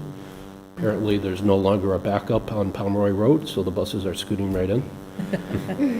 Or at least, according to the community forum, there isn't a backup on Pomeroy Road. So I think things are going well, and along with that, you know, just I didn't say this in the beginning, but we had a faculty member whose spouse is a member of the National Guard that put forward a consideration to the Secretary of Defense, who recognized Eliza Pluta for her support to the military during the previous year on COVID and supporting spouses of individuals that have been deployed. So that was nice to have a outside event with all the children able to attend and photograph and somewhat sense of normalcy back for the little kids. Nice. Very good. And if I understand correctly, did DESI extend the mask requirement for schools until November 1st? It's till November 1st unless you can document 80% vaccination or higher, which is not possible for Norris. Right. Okay. So Norris will continue with the mask, and it's not possible because of the age group of the children there. Understood. Although I will say, the staff at Norris is at 94.5% vaccinated, so. That's good. That's wonderful. Do we have a percentage at New Hampshire? The last number I had was, it was a blended 67%, but that's a month old. The faculty was 84, and the student body was about 56%. We do have, Stephanie Foss is hosting that free clinic at Hampshire that's been expanded to all the hill towns to go in to try and increase the numbers.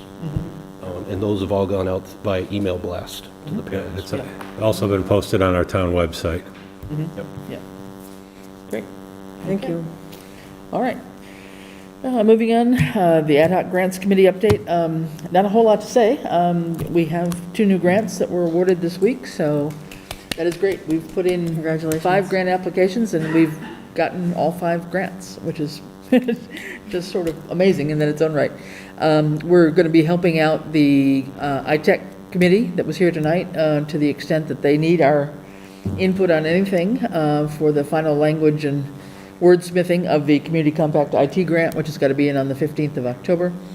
And we're just going to be looking forward to the next things that are coming up. And so we have the BRIC grant and the MVP grants as likely ones to be the next things that we have to tackle. So we'll be meeting again tomorrow afternoon. We usually meet at 2:30 on Wednesdays, every other Wednesday, and we'll be meeting tomorrow by Zoom. And that's about it for the grant committee. Okay, Thank you. all right, moving on. Old business. Ed, a lot of this may be you here, I think, the assistant accountant position update discussion. And we do have, still have a candidate, and we'll be discussing that down further under new business, under the PCF, emergency and regular for Ellen Kruzak. Okay. You'll discuss it at that point? Okay. All right. Then the audit update. And we're still getting questions coming in from the auditors for us to get the answers and get back to them on some of the fiscal year 20 accounts. So Jen and I are going through that and getting them the answers as quickly as we can. And we don't really know when they might have a draft report then? It's going to depend on It's going to depend on that? Yeah, on the responses, and then if they got any follow-up questions. Okay. And we did find out, right, that the current audit contract is finishing? Correct. The fiscal year 20 audit was the last one to be done under that agreement. So now audits done by CPA firms are exempt from Chapter 30B state procurement laws. So it just depends on how the select board would like to move forward. You can either, you can look for companies to do 1 year, 2 years, or 3 years. If we go that route, I might suggest rather than a bid process that we put together an RFP to go out and do that. Like I say, it's one of the rare exemptions to 30B where you can just pick, if you wanted to, an auditing firm and go with them. Okay. And I don't see it elsewhere on the agenda, so do we want to tackle here? We had talked about the idea with the new accountant starting, that we wanted him to focus more toward the future and not have to deal with whatever we had been working with last year and trying to figure that out. And so we had talked about some options for what we might do to have someone come in and possibly review our accounts for 21 to see what needs to be corrected or updated or whatever. So do you have any further information? And then also closing out our books for fiscal Right. year, Yeah. 20, which would mean, the free cash, helping us set the tax rate, the Schedule A. Right. And have we been able to reach out to that one firm yet? that we know I've reached out, they're going to be looking for some more information, and I've asked John to work with me and helping getting it to them so they can give us a good estimate on what it may cost us. Okay. Chris, could Yes. I comment on that? Yeah. So I think just observations to start with, and then some research that I did that I just want to share with the whole group at once in a public setting, is one, we're in a unique situation for several reasons. One, we pretty much went a whole fiscal year without somebody permanently in the seat, so we know that. Two, our current contract is expiring with 2020. Right. So it's not like 21 was going to be the second of a 3-year contract. And I'm sure, while I haven't read it, knowing Melanson and Heath from previous municipal experience, there's a caveat on there that if the work went above and beyond so many hours, there's additional charges. And then I had occasion to have a side conversation or a conversation with the principal of Melanson and Heath,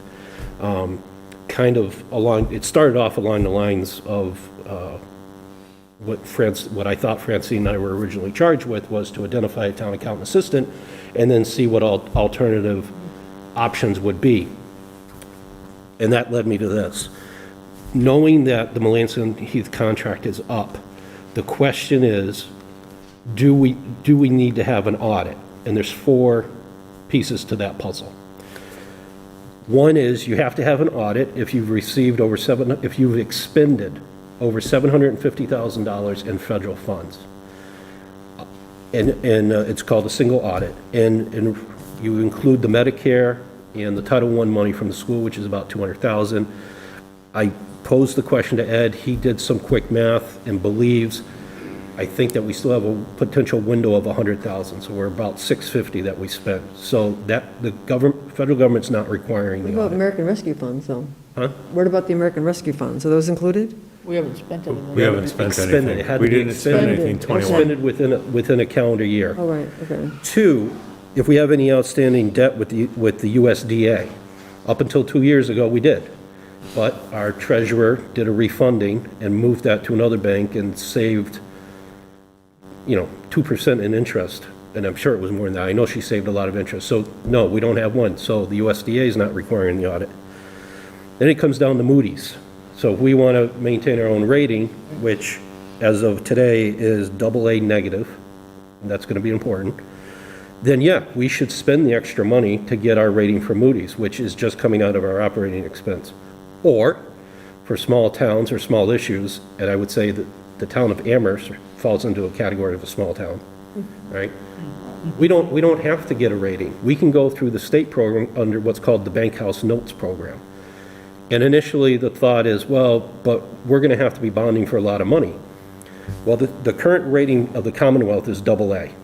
The State House program allows a municipality to borrow at the Commonwealth's grade -1, which is AA minus.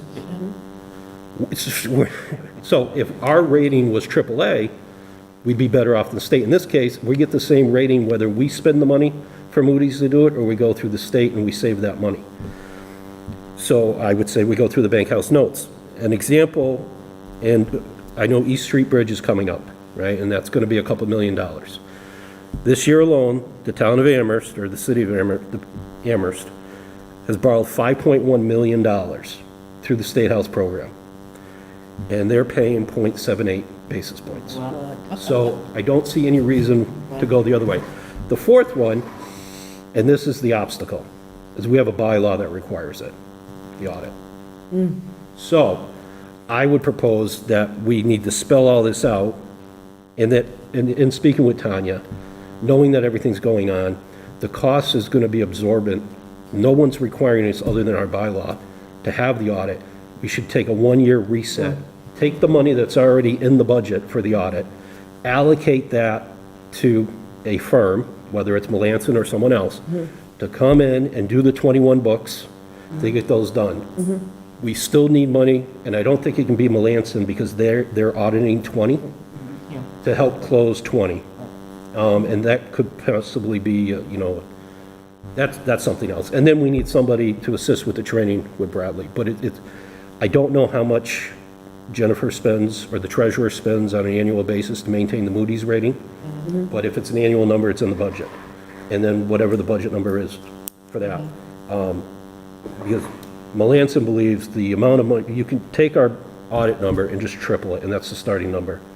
If we're going to pay an auditor to come in and try and clear our books, knowing that nothing's been done. And then we start 22 fresh and rolling forward. So in 22, you wouldn't still audit 21 at all? Or you No, go back and do a 2-year audit? there's not start going to be an 22? audit in 21, which,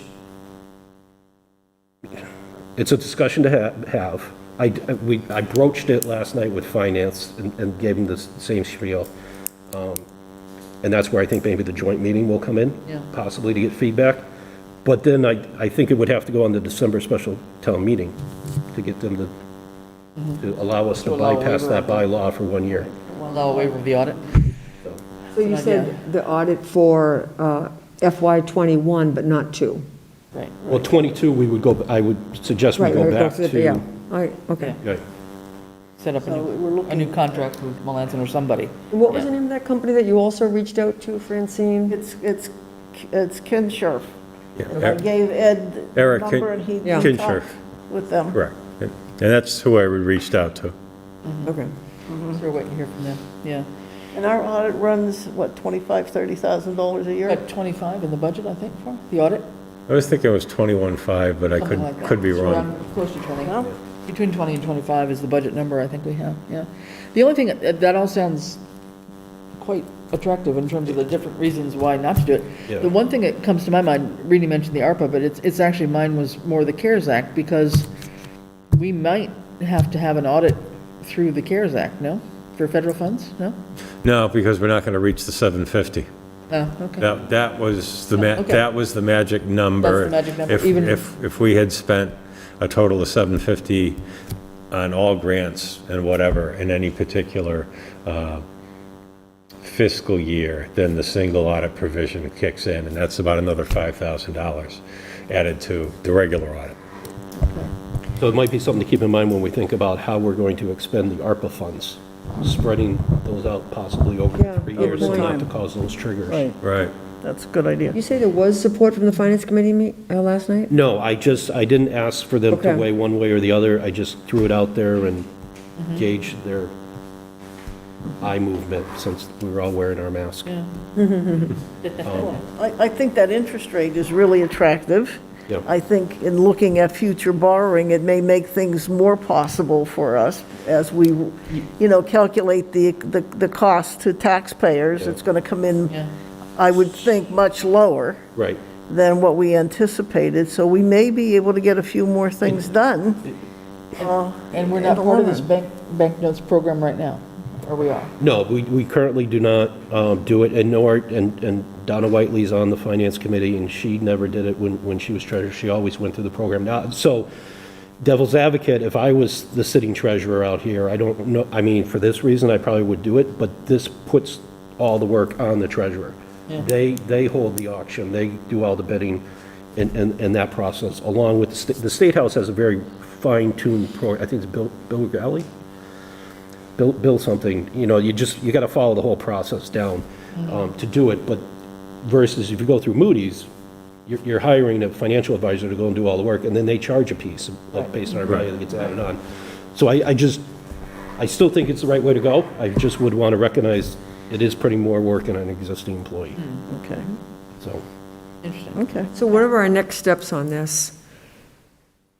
You're going to, continue to get an answer as far as the closing of the books for FY '21 Absolutely. Yeah. and move that? I think it would be helpful for Bradley to have that be one of the first things that happen, I think.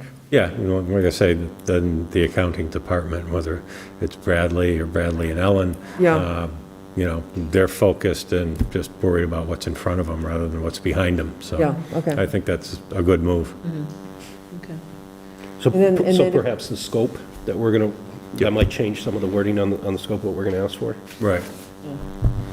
And then in terms of creating a bylaw and voting on a bylaw, would that be the Finance Committee that would create the bylaw? But the bylaw exists. Well, I almost see it as just asking the citizens to allow us to ignore that bylaw for 1 year. Oh, okay, There's a to waive, requirement for an okay. annual Waive it. audit, I believe. But I think so there's a reason why that bylaw is on the books. Yeah. And I didn't have enough time to get all the Okay. history from the town clerk as to why. But I just think this is not an easy ask to ask the citizens to just trust us and waive it all. So Yeah. ideally, if finance was on board and we were on Yeah. board and we presented a unified front and articulate, here are all the reasons, Okay, it would be better. It'd be better to go to special town meeting unified than, okay. I'm just thinking, we're already up to October. Yeah. And next, we're going to be at December 1st, like really quickly. So just want to make sure that we have a plan, if that's the plan. Okay, so Yeah. we need to certainly continue to find out any more from this other CPA firm to help us close out and do whatever they need to do for '21. I assume finance is not meeting for yet another week or two, couple weeks? finance meets the third Monday of the month now. Okay, They met last night. Correct. yeah, okay. All right. Okay, does everybody think this is something we want to explore? We probably should have a meeting at some point with Jen to understand how she feels about this, if this is going to put a whole big workload on her shoulders, if we went this way. And in fairness, I didn't discuss this with her ahead Right, of time. right, So so, okay, I'm happy to, if you want, if the board wants, I'm happy to talk to her tomorrow one-on-one, or if Ed. She was going to watch the meeting, so yeah, she may hear it now. she's, I think she's tuned in a little bit Yeah. right now, so yes. Okay. It's the only way I know to share with the whole board at once. Yeah, you're right, Exactly. exactly. So, Yeah. yeah, we should probably follow up with Jen. Yeah, Okay. all right, so do you want to do that, Ed, or shall we have her come to our next meeting, or shall we? I mean- Why don't John and I get together with her? Well, have a Meantime. preliminary discussion, but I would like to see, I would like to have something public Yeah. as well, following your conversation with her. Right. All right, I would like, just for consistency's sake, I would like us to say if John is willing to do this and be this sort of point person on this, and also in some level of contact with the audit firm, not only because you've had dealings with them before, but you do have some knowledge there, that I would like us to actually designate John to be that point person from the select board, to work with Ed, so that it's all clear that John is our person if we have to talk about these issues with the audit firm or whomever else. We're all in agreement that John would be that person. So is everybody in agreement with that process of moving forward? Yeah. Yeah. Okay, Yeah, then I I would think like a motion to appoint Yeah. John. I'll make a motion to appoint John as the conduit between the auditors, treasurer, and Ed about moving this or discussing this further, and possibly bringing it to the town meeting. Okay, could I have a second? Second. All right, all in favor? Aye. All right, thank you, John, appreciate that. Yeah. Yeah, good. And it would be great if, when we get there, that we can document all the savings Yeah, Yeah. to the taxpayers. I Yeah, mean, it would just have to be- for all the services that we may not Yeah. be purchasing, to the interest rate, to Yeah. all the other things. That's great. it would be one of those little document write-ups to hand out to people ahead of Yep. time, Like too. It'd page, be- yeah. Yeah, no, that would be great. Okay. Thank you, John, appreciate that. Good information. All right, Ed, back on, let's see, the Route 10 Bridge Water Main. Yes, and no update since the last meeting. The contractor and the engineer and the water department met out there and went through and created a punch list of items that needed to get taken care of in the next month. So they have that list, and that will get taken care of. And one of them was the people that have the house at 277 College Highway. And it's actually that whole hillside has to be. I was going to say, has yeah, to going be- up from the Lyman Mill on the right-hand Right. side, that all needs to be something done to it. Yeah, in terms of the there are bank. portions that have to be graded in there, and some other things. So, yeah, and that encompasses where that driveway is. So All right. that will get taken care of. Great. Can I ask, do we pay in full, or do we have some money held back yet until they complete? All these projects have money held back Good. with them, yes. Thank you. Yeah, there's always 10% along the way that gets Okay. held to the end Yeah. until that punch list is completed. Thank you. Okay. East Street Bridge update then? And that's moving along. We'll have some items in front of the Conservation Commission at their next meeting. Eversource has actually started their work moving the poles. They started last week. They're out there this week. And let's see, after them, then Verizon will come in and move the telephone lines. And the last one will be the cable company, Charter, that will move their lines. But Eversource has been out there actually putting the new poles in and moving them. And also there's been some tree trimming done to get ready for the project. So there's a clear avenue both for the poles and the bridge work. Good, okay. I did have one other one I forgot under my grants committee, so it's a question since we're on construction. The other grant for the cemetery walk, in terms of progress on getting anybody to get that project started? Yeah, The sidewalk in front of the cemetery? That will be out to bid in a couple of days, so, and hopefully we'll get some interest Yep. on that. Okay. Do I remember right, is the intent for that to happen by the end of this year? Yeah. Yes. To be completed? Yeah. Yep, needs to.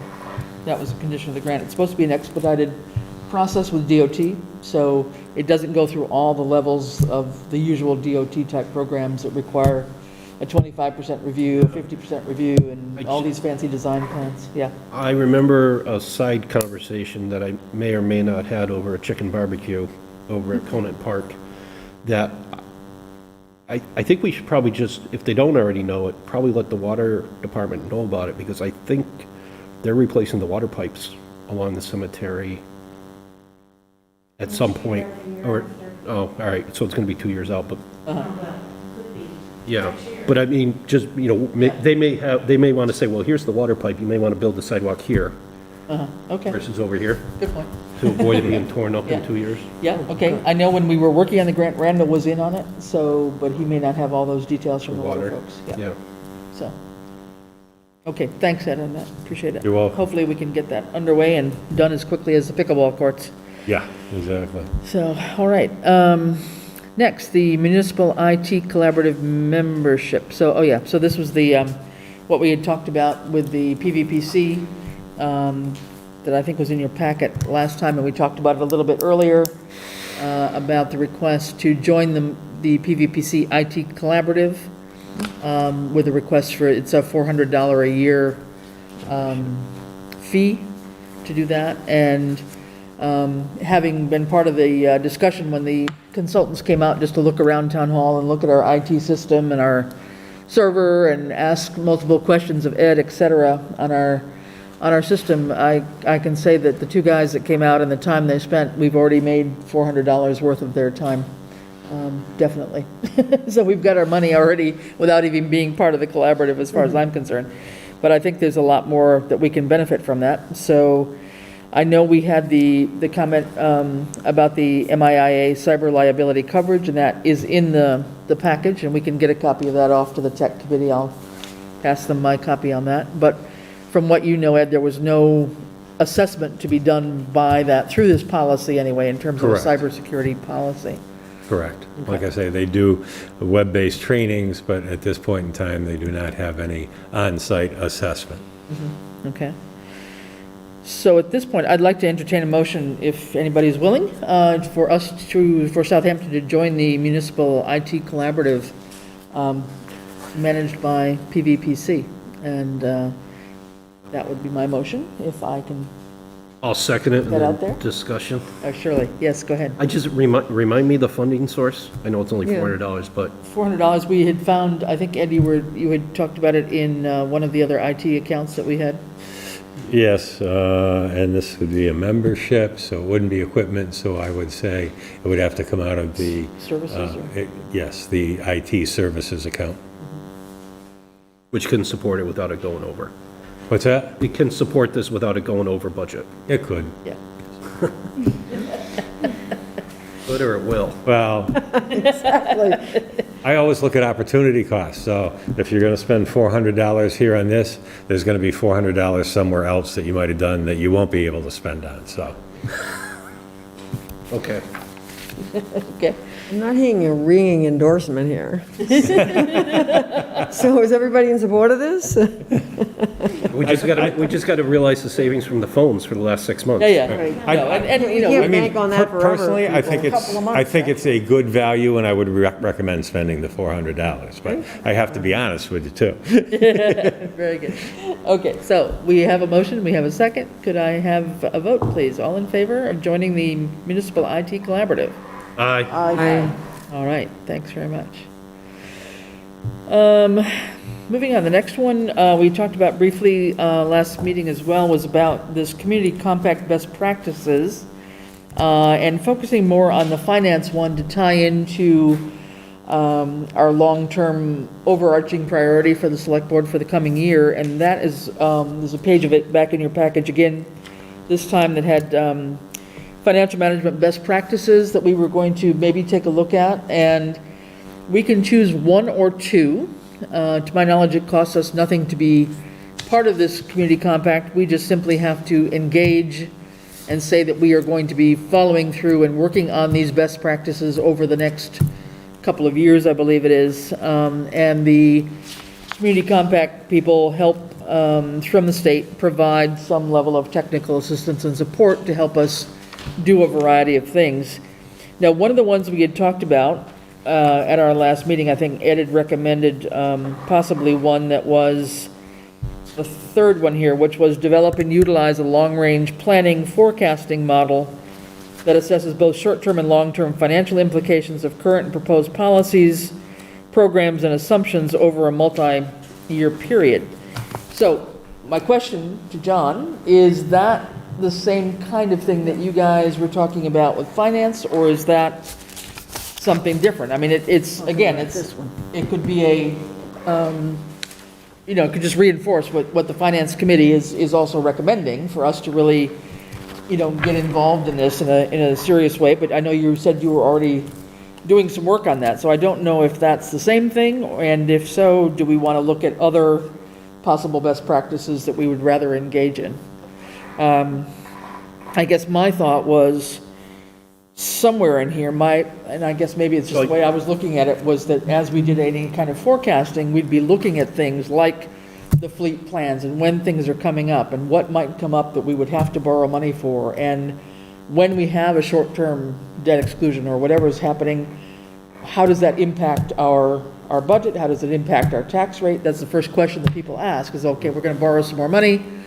What does that mean for me and my taxes? And so I don't know if what you were talking about with finance is going to aim at that, or is... So my, yeah, yeah, so I didn't realize that's what this was. So yeah, you can go on, you can pull all this off of DLS already, most of these. But so best practice number 1 and number 3 is being covered in that document that we started with finance. Okay.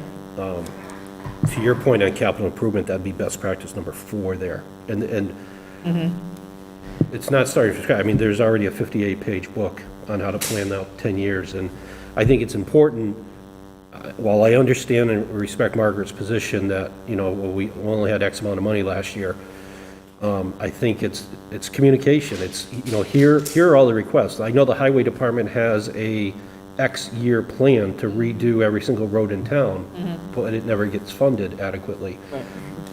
Useful life of a fire truck is what, 12 years maybe? And I have to verify that, but. Yeah, fire trucks probably between 15 and 20. All right, you even call it 20 years. You know, if it costs $500,000 for a pumper and $1 million for a ladder, we don't have any ladders, but if every 20 years we got to come up with $500,000, then shouldn't we be setting aside X amount of money in a capital account for that purpose? Same thing with the PD on the police cars, you know. Some PDs have turned over to leases, you know, 30, and because part of the maintenance is all in there, you know, and it's a high-use vehicle that wears on the miles, you know, things to look at out that, and that would all come out of the capital improvement, but I don't think you can go wrong with either one of these, any of these. I mean, do you think it's, I mean, I guess from my understanding, the advantage of this, I guess, and Ed, you may know this better than I do in terms of how these work, but the advantage of this is that they would help provide some resources to help us keep the process moving and not have it just depend on all of us and our volunteer time. And it would be kind of that outside push to make sure something happened, really. A written manual, step Right, 2, how to do it, here are the exactly. timelines. And Exactly. Yep. Exactly. That's what I'm envisioning. And then that's a manual you'll follow year by year. But Right. are there models of best practices that we could review and replicate? I would assume So so. that would be, Yeah, I would assume that there would be is. important in. Yeah. So so what you're saying, John, though, is some of this is already, number 3 is part of what you're already thinking about with the finance committee, is that right, or? That's the Excel that we're going to start working on. Yeah. But And then- wouldn't this provide the framework or the structure? Correct. That would keep it going? Well, so best practice number 1, this is all through Marcia, right? In her office? You know? DLS and. Yeah, I believe it Might is. very well be. So I think you start with number 1. They would come out and they review every current stuff. Then they have a book, so then they would fine tune it to the Southampton side. Yeah. There'd be a commitment from the chair of when we did this exercise for Chester, it was the chair of finance, the entire, and a finance committee. And then they had the town accountant, treasurer, assessor, and town manager. And that was the core of the group that Finance got team. together Right. and did all the thing, presented the final book to the select board for approval. And there were some required votes in there the select board had to do to update some town Right. laws and that. Right. But then once that document's written, it starts driving everything else down the line. Now, we do already have policies, do we not, on capital financing and use of free cash? Yeah, we do. Or no? Oh, Or not to the level they're talking about here? we do on free cash, but not to the extent they're talking about here Okay, with the other items. okay. All right. So we can choose only 2, so if we think we want to do this, could we kind of need to jump on this because it's only available, it's a rolling application, but when the money runs out to help a town, it runs out. So they've just said, if you're going to do it, don't delay much longer because the money's getting lower. Yeah, I would suggest you start with 1 and 2. 1 and 2? Because I think finance and I can handle number 3, and then the number 4, if we get that far along, I'm sure once I share all this with Margaret, she'd be able to start working on that. I would want to include number 3 as among one of the 2 that we choose, simply because we have to get ourselves on some kind of footing with a plan to move forward. And at least with an outside influence by the DLS, I think we might get there faster than we might on our own. Well, you have it already. Can I just ask Ed, are there any considerations last time, I think when we were trying to piece together a number of things, we were found out that we're not going to be able to get funded for spreading ourselves too thin? Does that apply here? For the compact grant, didn't you have multiple different? That was the IT That was the IT IT grant. compact Okay, grant. it doesn't apply to the finance one at all? No. No, it does apply to the Community Compact IT grant where you can only have 1 project. Right. And so that's why the cybersecurity is the issue this year. Okay. These, you can choose 2 of these and decide to go with them. You can choose only 1 if you want, but you can choose more than 2. And it's a 2-year period that you would agree to work on these. So I don't have a sense of how long this process would take us, but I don't know if it would actually take us so full 2 years, but I hope it might not. I don't know. Anybody, other thoughts? Rini and, so Francine's in favor of maybe 1 and 3, is that what you were saying? Yeah. And thoughts, just Rini and Joy? Does anything strike you? I mean, Well, I think that the forecasting piece is the big piece. yeah, I think forecasting is very important. I think we've heard it from a number of people tonight, and I just think that we need to, the capital committee does do year to year, and I just think that we have to be thinking in a, longer time frame. And I think out of that, maybe number 2 will evolve as we see where we're headed and what it is that we need to put in place. I think it would just be a natural kind of outcome of the process of long-term planning. I mean, it doesn't mean that what you've already started with finance can't No, no, no, continue. no. If Yeah. anything, they can just come in and rubber But stamp that we this would be, completed it. yeah, this would, Right, I mean, this because would that's be what, the help. yeah, and you can Yeah. hold on to that. Yeah. I'll give it. Okay. But I would strongly encourage number one, Yeah. because that creates the guidebook that Okay. leads everything else. Yes. All right, all right. So kind of what I'm hearing. Joy, any thoughts? What I, I think 3 is strong. I think it kind of touches upon number 4 too, mhm, capital improvement plan, and number 2, like it's okay, general enough where yeah. it's gonna touch on those, This so. would be great. Well, and I think, to a point, I mean, I think there is a way, depending on how we can frame it, I think they would come in and talk to us about what we want to get out of it as well, all right? They're not going to come in and just tell us, well, this is what you've got to do, but they want to hear from us, I'm sure, what it is we expect for ourselves, what we want to get out of this. And so if we say that, out of this, we'd like to at least have some basic, written policies that help us, move forward, I think we could probably make that happen by, sort of inserting a little piece of 2 into some of these others. So, all right, could I have a motion? I think I'm hearing number 1 and number 3, but correct me if I'm wrong. I'll make that motion. All right, I'll second it. all right. Any more discussion? If not, all in favor? Aye. All right, for number 1 and number 3.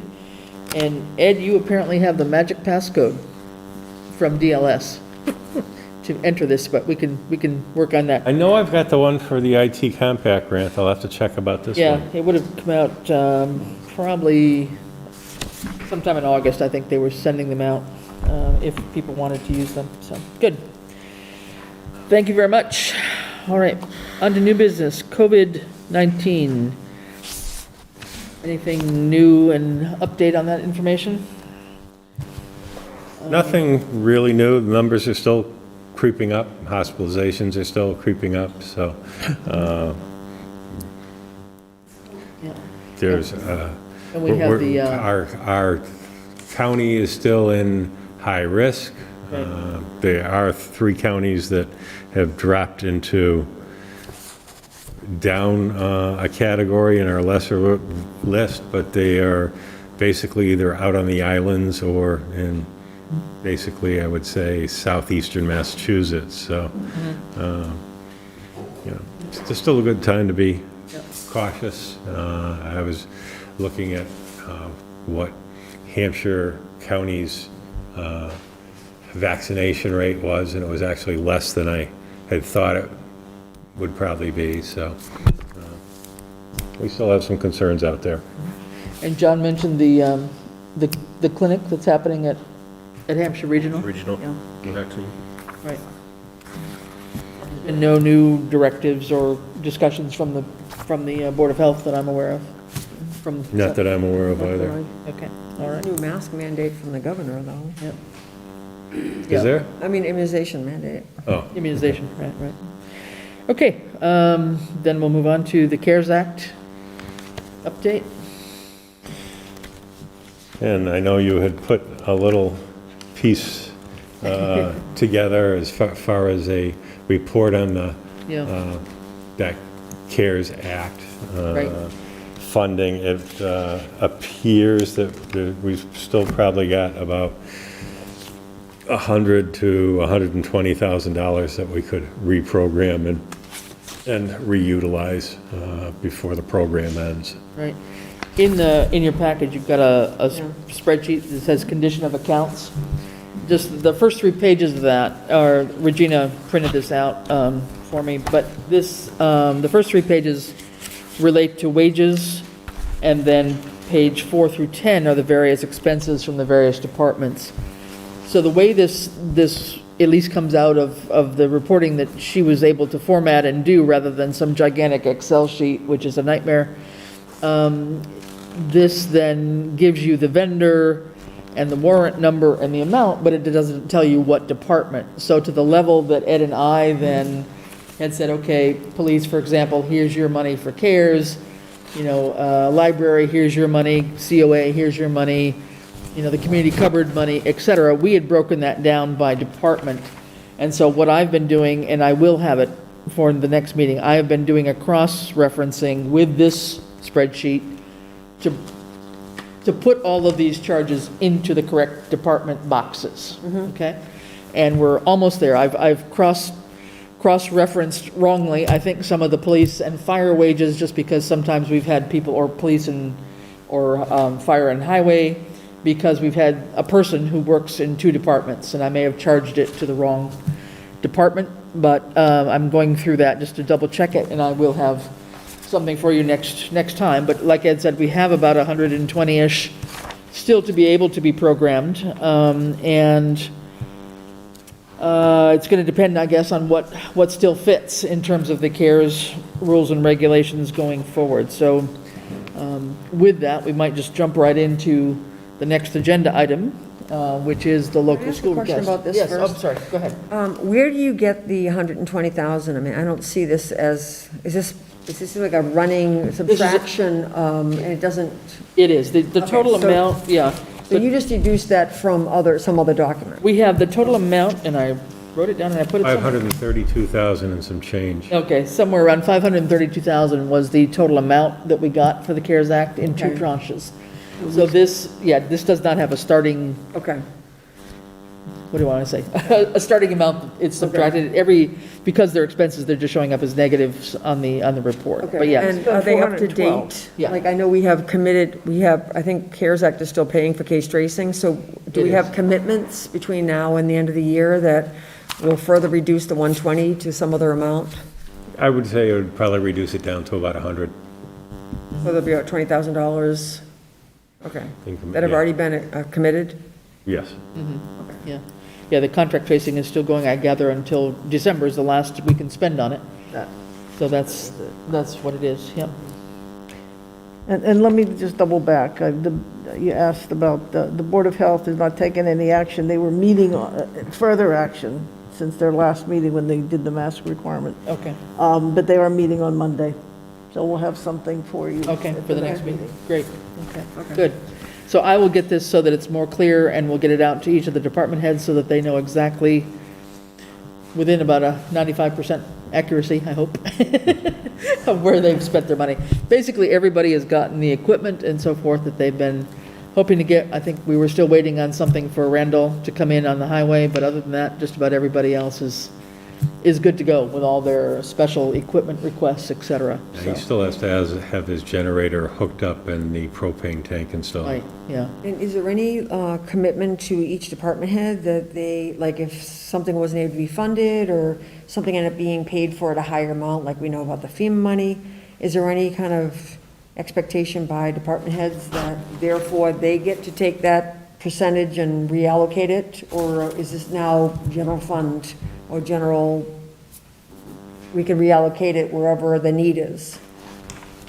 Because I did hear comments about, very anxious to know what's the balance and Right. what can we get? I mean, some committees or some departments, for example, may have $3,000 left, others may have $30,000 left. And part of that is because of things that they had asked for that did not get approved or they decided not to do. Okay. For example, a public health shared nurse Yeah, was budgeted at Right. like 30,000 and never right. obviously went anywhere. Well, now they're part of a And- collaborative with Northampton. Right, and so I don't know that we've decided anything in terms of whether that money would necessarily go back to that department. My own thought would be that it would be out there for then, what are the new requests or old requests that didn't get funded Okay, that, can still qualify yeah. to come in. So I don't think it's going to be going back to the actual department per se. We'd like the departments to use up the money that they had been allocated to the extent that they still have things that qualify under CARES. Okay.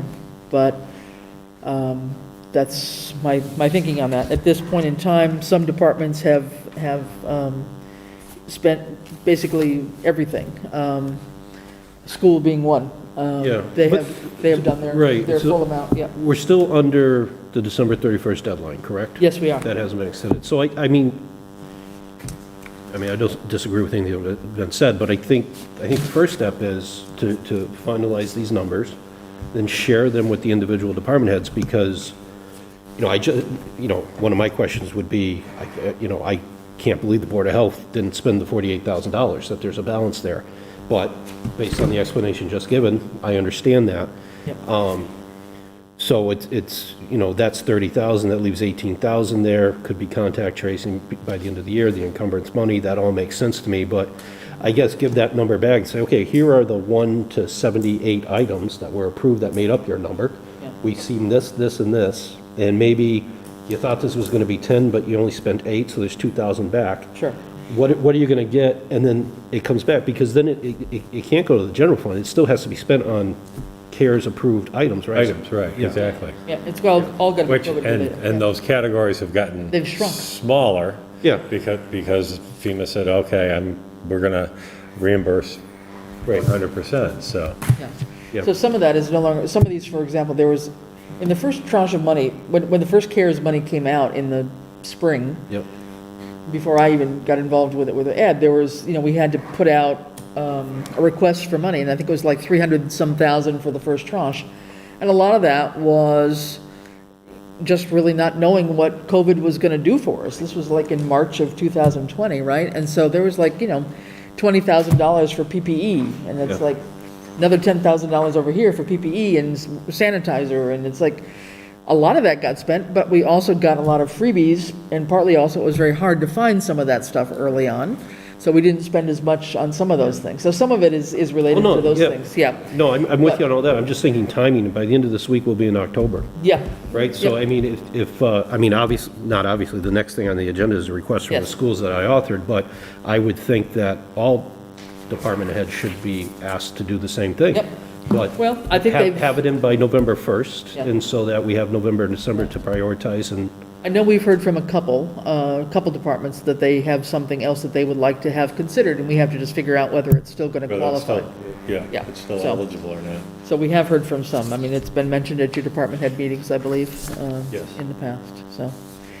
Okay, so with that, let's move on to the next request, for the local school committee request for transferring some CARES money if available. And John, why don't you take us through that, please? sure. So if other departments didn't spend their money, and they have nothing to spend it on, like this to be considered. It doesn't But- mean you all get it. Now, let me just say, Oh, I know. out of the whole bunch, actually, the school finally did come in with we were concerned because they had not come in with their second reimbursement request from us, but the school was actually among all the departments and committees, commissions, whatever, they received the biggest chunk the first time around. They got 173,000 or something like that, and they have spent it all now, so that's good. Yep, yeah. So this was, the explanations here,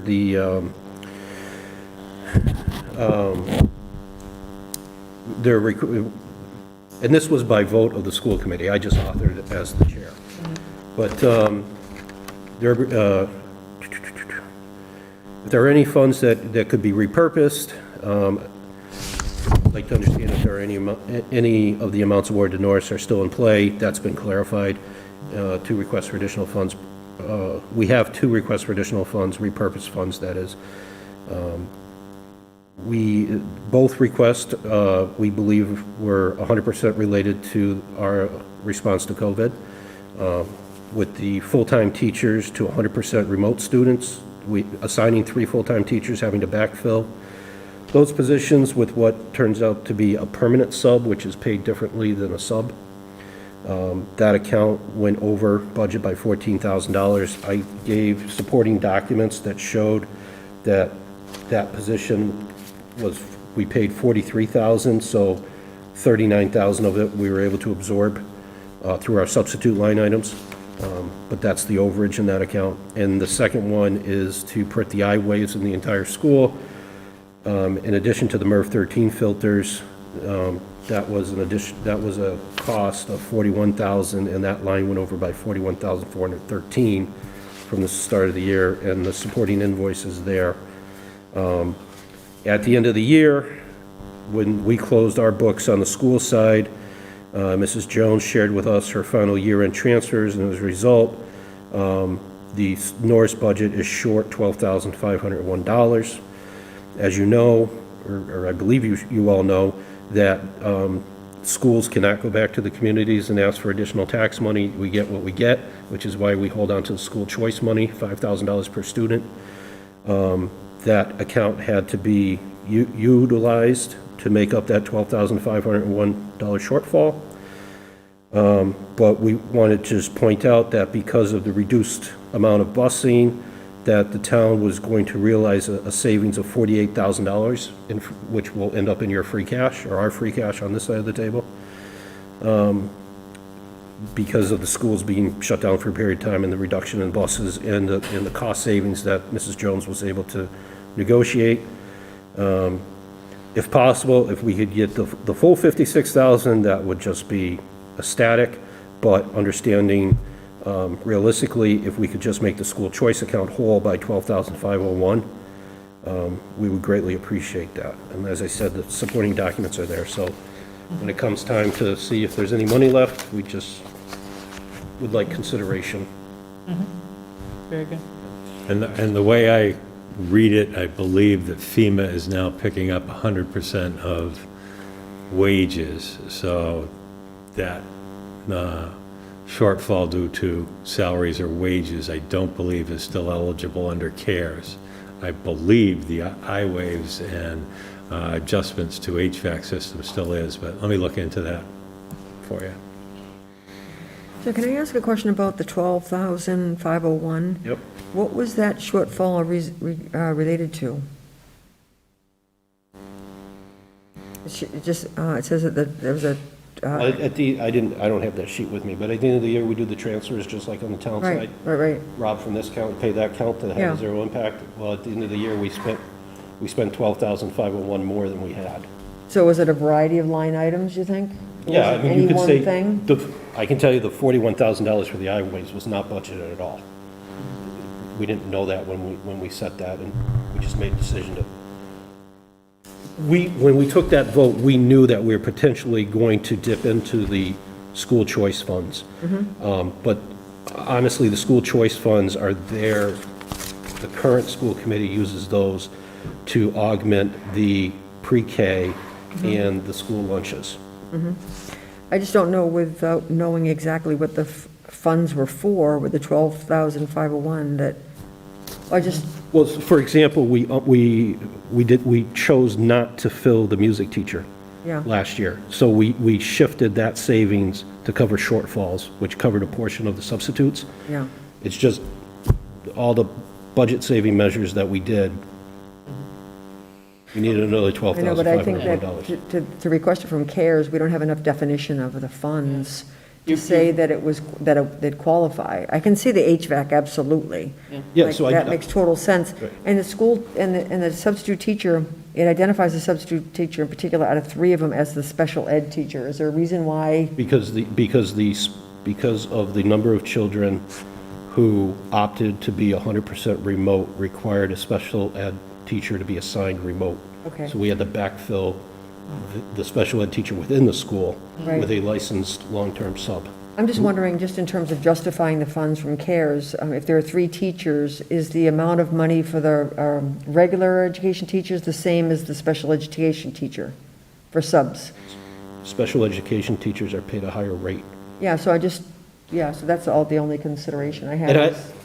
And to that, I mean, again, I would just, if I understand that, and I understand if wages are under FEMA, if we just focused on the HVAC, the 41. I'm not against it, I just want to be 12. able to justify it, like Right. you take the highest paid teacher to say, let's see if we can get some money from CARES when there's 3 teachers that are kind of hired because of the remote learning. I just want to be able to justify it in the right way, Right.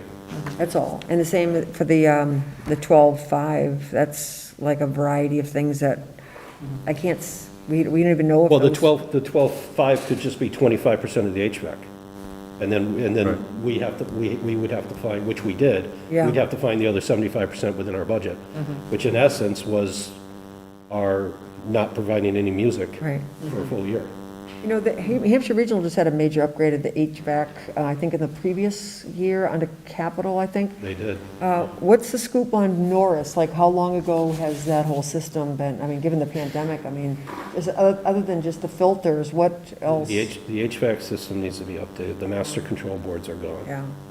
But that's, I think we'd be better off going to MSBA and requesting funds for a new school. Yeah. I think we have plenty of town land that's available, right? Personally, I support the 41.4, and maybe a third of the combined, substitutes, as opposed to identifying the highest paid one is the one funded through CARES, just to be, I guess, fair about it. But I think we just have to double check, though, that, as Ed said, the Yeah. salaries may not qualify anymore at all Right, under the okay. CARES money. So HVAC probably does, and then I think we've got to take into consideration the other departments that have put in Right, some right, right. requests I and mean, figure out, So long as there's funding and the other departments aren't, yeah, what portion of it. We definitely would like to not leave anything on the table, so Yeah. to the extent we can, allocate it correctly. Well, I'd make a motion to support 41,413 towards the HVAC system at Norris School out of CARES Act, provided that the funds are available and wouldn't interfere with other department requests that have already been committed. Okay, do I have a second? I'm happy to second it. Any discussion about that? Anyone? All right, so this is provided funds are available after as we're looking at various other department requests, right? Okay. Or do you want to just, I might jump on the gun here, we need to have a conversation. Should we wait till we get the rest of the Yeah. requests before we make a motion? Yeah, because, perhaps because I'm sitting on this side of the table, I knew enough to get the committee Yeah. to print the vote forward. Again, 12,501 is our I know. drop bottom Yeah. number that we would like. We'll take anything north of that, but we don't, now, if nobody Let's- else wants to step up or have Yeah. anything, then yeah, give us the whole Yeah. thing. But I also just know that next week is October 1st, and I know that we were going through to try to expend those monies before the Right. previous December. But that's And I because just- we had to order a lot of equipment that wasn't available. This is not equipment type stuff. that Yeah, we're but what do gonna the other departments need? Is that, it might be equipment, right? do. Might be, but so far what I've seen has been very minor stuff. It's been like hand sanitizer machines and things like that. So Okay. nothing huge like generators and things that are, backlogged. I do agree with Joy, we should look and consider the whole list Okay, at the same time. okay, I'll resend my motion, though. Okay, all right, so this will be on the agenda for next meeting, we'll talk about it again. All right, good, thanks, John, for that input, though, that's helpful. All right, where are we here? American Rescue Act, anything new and exciting there? No, not really. It's still programmed for infrastructure improvements, rental income, help, food. Yeah, no more details have come out, and we had talked about, Yeah, premium pay, contact tracing, vaccination clinics, COVID testing, those items are all eligible. Haven't seen any real, and then it looks like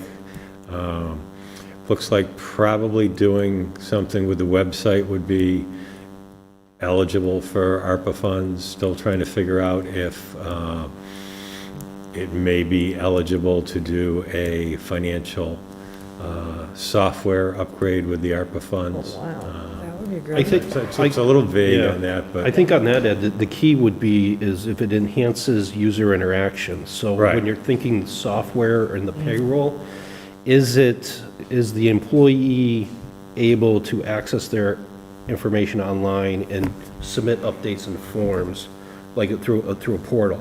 Because then that eliminates them having to come in person and actually do it, and allows Right. for more of the remote stuff. Much like on the citizen side, being able to pull a permit or doing it online. Some of that we can already do, but, Yeah. it's, Right. well, we have our e-permitting thing already going on through the building folks, right? Sounds like even the phone thing would qualify, don't you think? What's that? Even the phone Maybe the system that VoIP, they mentioned I don't might know. qualify? The VoIP, VoIP. the voiceover. Maybe. Yeah.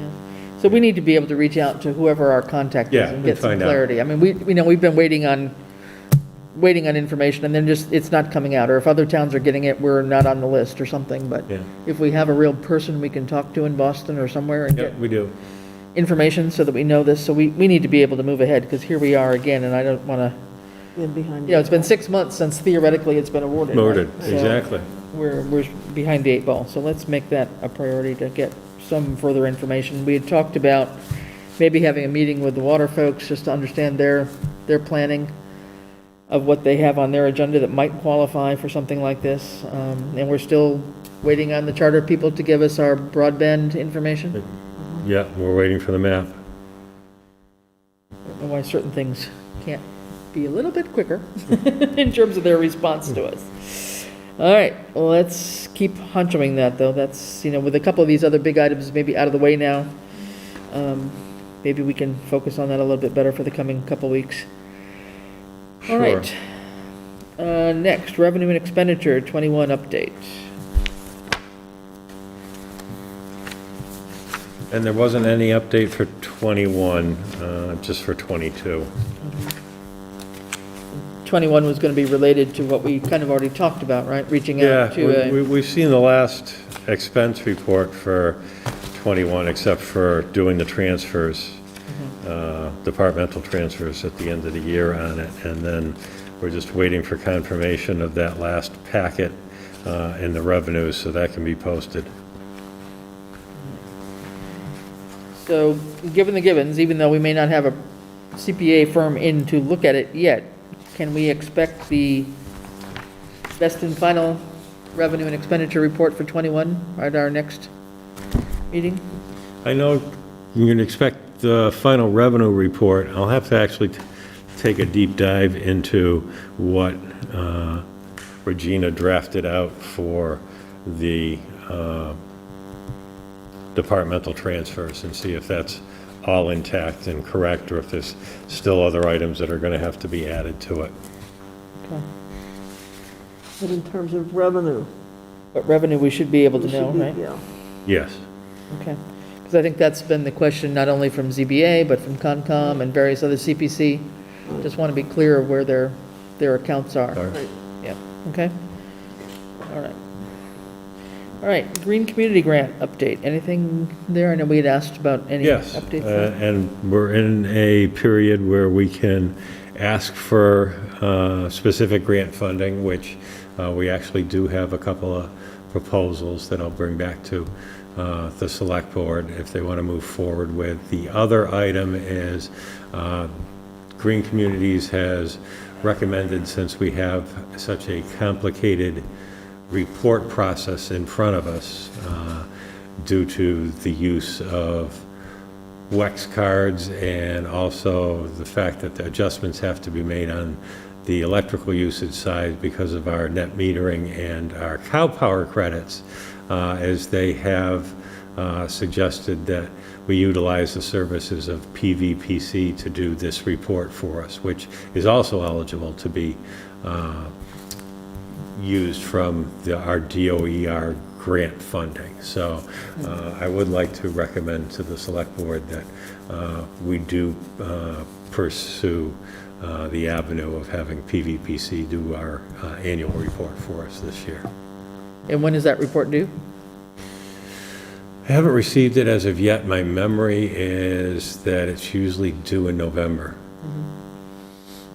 So remind me, we got 138,000 or something like that in the Green Communities Grant. So we got, that was the designation that we were able to receive, but we have to prove energy savings in order to realize the money. And so some work was done Correct. over at Norris. And how much, like where we stand in terms of like what's been realized in terms of energy savings. My memory is we have to show a 20% reduction in 5 years.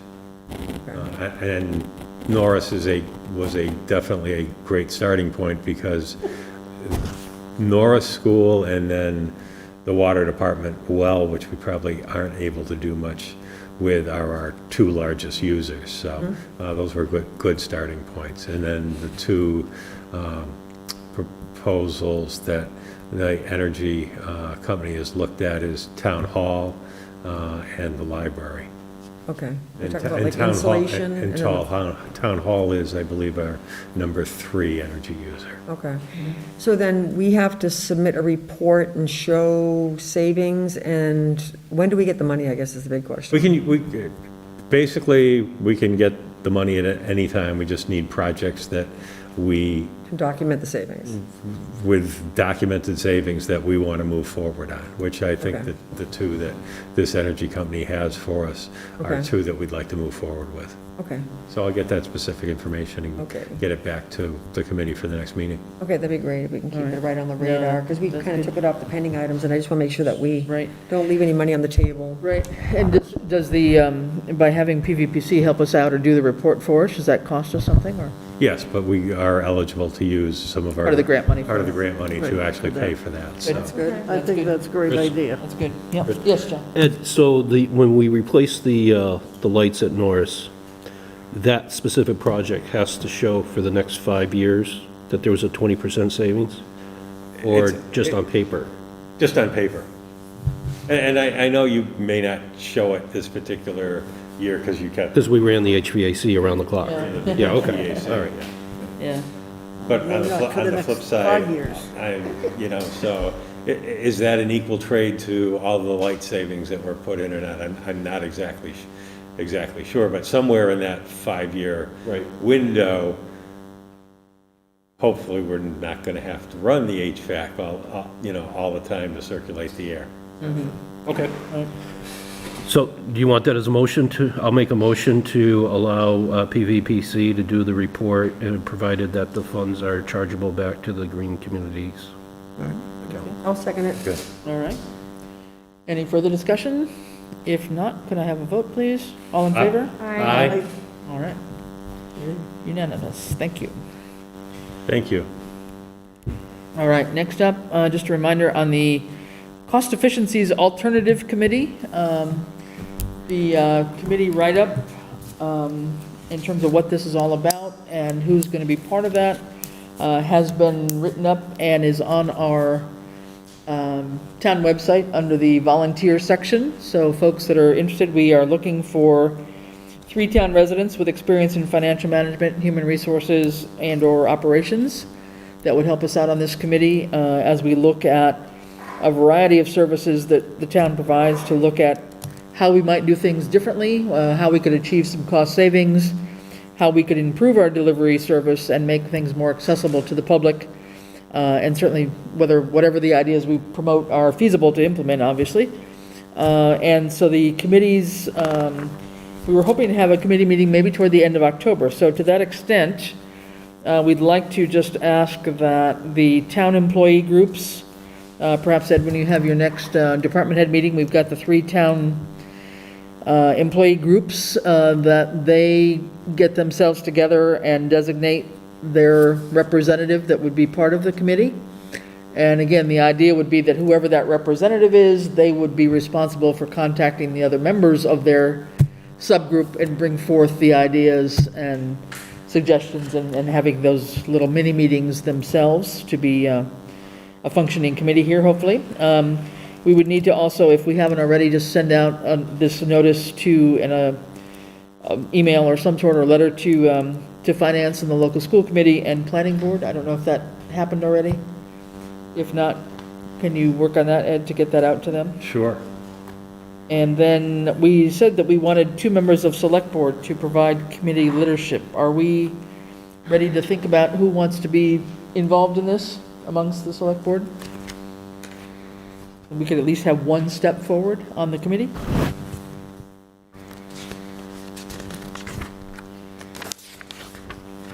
Personally, I'm going to jump in and say that I would like to be involved in this.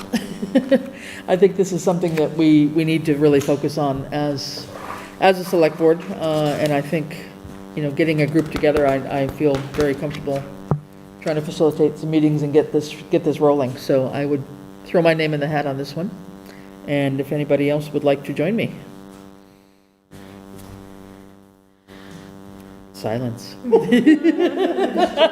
on the public safety. Are you taking nominations? I guess we can, yes. However you want to do this, I'm just, yes. I'm just jumping on a new one with the public safety, and it also says 2 select board members, so Yeah. I think I'll just hold off on this finance one for now. All right. I don't have any issue getting on, but if one of you ladies wants it, it's fine with me too. So, I mean, I can always go in under the local school committee. Yeah, yeah. Then we'll have a quorum, You got multiple hats, you can go in and, even, yeah, you could, that's true, yeah. which will probably be a problem. Well, I'm sure, there would be some definite ideas there too, so, yeah, anybody? So, Francine? Joe? I mean, I would like to see John on it if he's able to get on in another capacity. Like, And you. yeah, you no, know, I mean, there's no guarantee. Do you want to wait and see if that's how it works out, or? yeah, but do we run into an issue if 3 select board members are on that Would be. committee? It would be. Yeah, you do. Yeah. It would be, I think. So then, I would think that you would want this Yeah, I mean, second slot.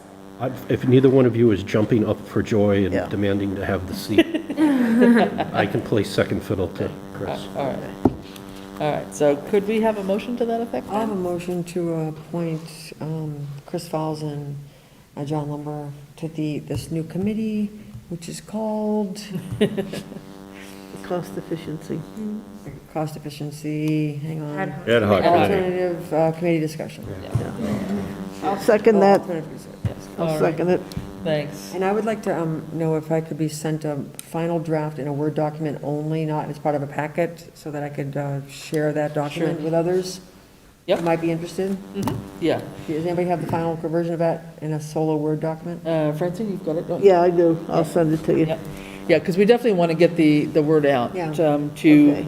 residents in town who might have the Right. skills and, maybe Right. not part of the usual committee groups that get together, but have got some skills Right. and things to offer. Yes. And so we'd like to really encourage people that are listening who've got some background in financial management and human resources in particular that would be willing to join us and toss through a few issues of what we can do to better provide services in town and also provide for our longer-term financial health Okay.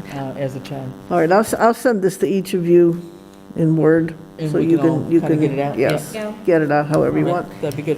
All And right. just so you know, this, a summary of this was sent to the reminder, and it's I've got going to it. I be can send it in out. the next edition. Good. Yeah, it should be in the reminder maybe this Thursday Yeah, as well. So thanks for that too, Francine. okay. All right, so we have a motion on the floor. Could I have a vote, please? All in favor? Aye, All right. Who seconded it? Francine, Francine. I did, yes. Okay. All right, thank you. All right. Attorney General approval of the town and zoning bylaws and comments. We do have the response back from the Attorney General. And go ahead, Ed. I don't know that we need to read all of the comments, but there were some comments on the fire, fire one and the stormwater bylaw, I believe, the two Right. of them. And I would like to recommend to the select board that we have KP Law review the bylaws and the comments to see if anything is major here that needs to be addressed and amended, or if it's fairly benign. I move that we table this until we hear back from KP Law. I'll second it. So we just need to get KP Law to take a look at this, right, so. All right, so that's happening anyway, though, right? Do we need to, or you haven't sent it to them yet? Okay, all right, so to send these, I didn't know if the Attorney General sent it on. Well, they did, but you would have to vote to actually have KP Law Okay. review it and make any necessary recommendations. We gotta tell them to to turn us. the meter on. Yeah, Right. yes, for once, yes, okay. All right, so we have a motion and a second, and a discussion? Yeah, maybe we can check and see if this general code, would that be something that they would be doing based on the feedback that we got? No, From the this Attorney is General? too legal, I think. I don't Yeah. think, All right, I don't think they have that capacity in the E360 people, all right. from what we heard the other day. I know, I was hoping that I don't we think- could find a way to They're save not some money. lawyers, that's Yes, I not their know. specialty. So, okay, we have a motion, all in favor of moving this to KP Law? Aye. Aye. All right. So we will get the feedback on that. Some of it, reading it, looked pretty benign, and it was Yeah. more just suggestion to discuss rather than any major, oh my God, you can't do that kind of stuff. So- Absolutely. Madam Chair, before you go on to the next item, can I request special consideration? Because I have the feeling that we're going to get into some lengthy discussions here. Can we move down and pick up the first item under PRF to expedite the chief's retirement from tonight's meeting? Certainly. That's a good point. The chief's retirement or the? From the chief's retirement. But he's happy to I stay was for going the to say, next if you 1 hour want debate. to expedite his retirement, you just make him wait. You meant for the night. For the night. For this evening, all right. Do you, anybody have any objections to moving on down to the Not at all. No, the PRF? Oh, I agree. All right, we'll do that. It's fine, it's all. And do you want to do the other 2 or 3 right with it there, or? Yeah, because the other ones really are part and parcel of Back to both the other ones? categories, yeah. Yeah, Well, just the 2 police officer ones, I guess. okay. Or there's only one police? There, Eric, down below number 94. Eric is, yes. Oh, yeah, there are 2, I'm sorry, yes, okay. The leave of absence. Yeah. Okay, so we have a PRF for a full-time police officer in the police department at $24.02 an hour, full-time benefited, and this is for, Ian, why don't you come on up and tell us, this is for, This may not be in the packet Just because for I a, just, it's just for a posting, Yeah, right? we did not have it in the packet, I just. okay, right, this is just a posting, I right? do have the original. Okay, so, back, so and it- finance had signed off on this last night, I believe, right, Correct, for the PRF? correct. Okay, So this is for a vacant position that Right. is budgeted for. Okay. And, you know, you folks look like you're on track to maybe leaving here at a decent hour, so I don't want to keep you too long. So I stayed just to entertain any type of comments or questions. So that's really why I'm here. And if you would like me to explain some of the hardships we're going through right now with the department, I'm more than happy. However, it's entirely up to you folks. I think, if I could, I think the key here from finance meetings last night is this is an existing position, it's not new, it's currently being covered with overtime. And so by getting a full-time officer in here, you eliminate all that overtime, Big money. provide the coverage. Yep. Sounds good. So you're going to be putting this up to hopefully get recruiting going and hopefully find somebody without too much delay. Exactly. All right. Okay, so can we, Motion to approve it. thank you, have a second? second. All in favor? Aye. All right, thanks. The PRF is approved, and then we have one more for the police. We have a PCF for Eric Loico, police part-time, non-benefited, a request for a leave of absence until December 15th, 2021. Yes, and I am, as a department head, I'm fully in support of his leave. Okay, Okay, I make a motion to approve the leave of absence. I'll second. all right. Any discussion? If not, all in favor? Aye. Aye. Thank you. Okay, thank you very much, Ian. Hopefully you get out of here on time. Getting better. Thanks. Have a good one. Thanks a lot. All It's nice righty. to see an agenda without executive session on it. Yes. I was hoping, like, right now we'd be about done, but we're not quite there yet. We're getting close. Originally, the draft had an executive session on there. The chair had to remind me that we were doing the executive session every other week. We're gonna take that off till we catch up on those guys. So, All right. I'd go along with, continue with what we're doing, and leave the 2 that are under new business and under signatures for a separate discussion. So I'm going to recommend that we go to Mackenzie and David Zagorski. Okay. Finish those off, and then we're done. Anyone have any objection? No, I'll make a motion that we approve the emergency PCF for David Zagorski, interim principal assessor, and also, if you don't mind, if we group them together, part-time, non-benefited up to 15 hours per week. So this is an emergency and an interim. Yes. And this is somebody that we got the information on. He is coming in to help us in the assessor's office. He has a lot of experience with some of the neighboring towns. Okay, That is 15 hours a week, all right. Any, up to 15, up to 15 hours a week, non-benefited, part-time, and emergency. and Interim and emergency. Yes, okay, an interim one and an emergency one. Yes. Okay. I'll second that. All right. Any discussion, any questions? All right. All in favor? Aye. Aye. Okay. And then Mackenzie Williamson, paramedic, fire EMS, part-time, as needed, non-benefited. I'll make a motion to approve that PCF. I'll second that. Okay. All in favor? Aye. All right, thank you very much. Take care of those.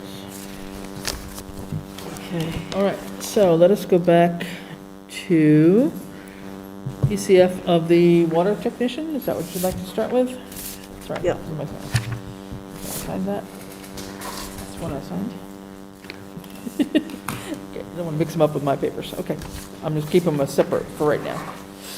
Okay, so the PCF for the water technician, this is for Dennis Senecal.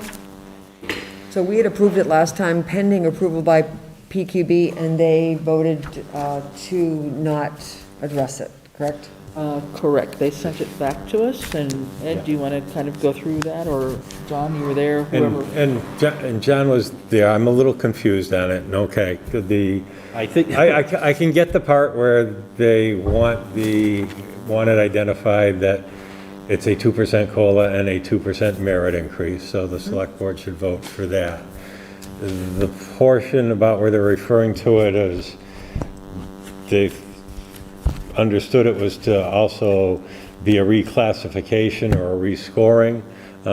That I do not remember being. I believe that if that was the case, that the water commissioners have to submit that in a separate, shall we say, a separate package. But all I remember is that this was supposed to be, it was a 4%, but yes, we did not, I'll take the hit for it. We did not put the note on the PCF that it was 2% COLA and 2% merit increase. I'll make a motion that we approve Dennis Senecal, water technician, full-time benefited, 2% COLA and 2% merit increase, retroactive to July 1.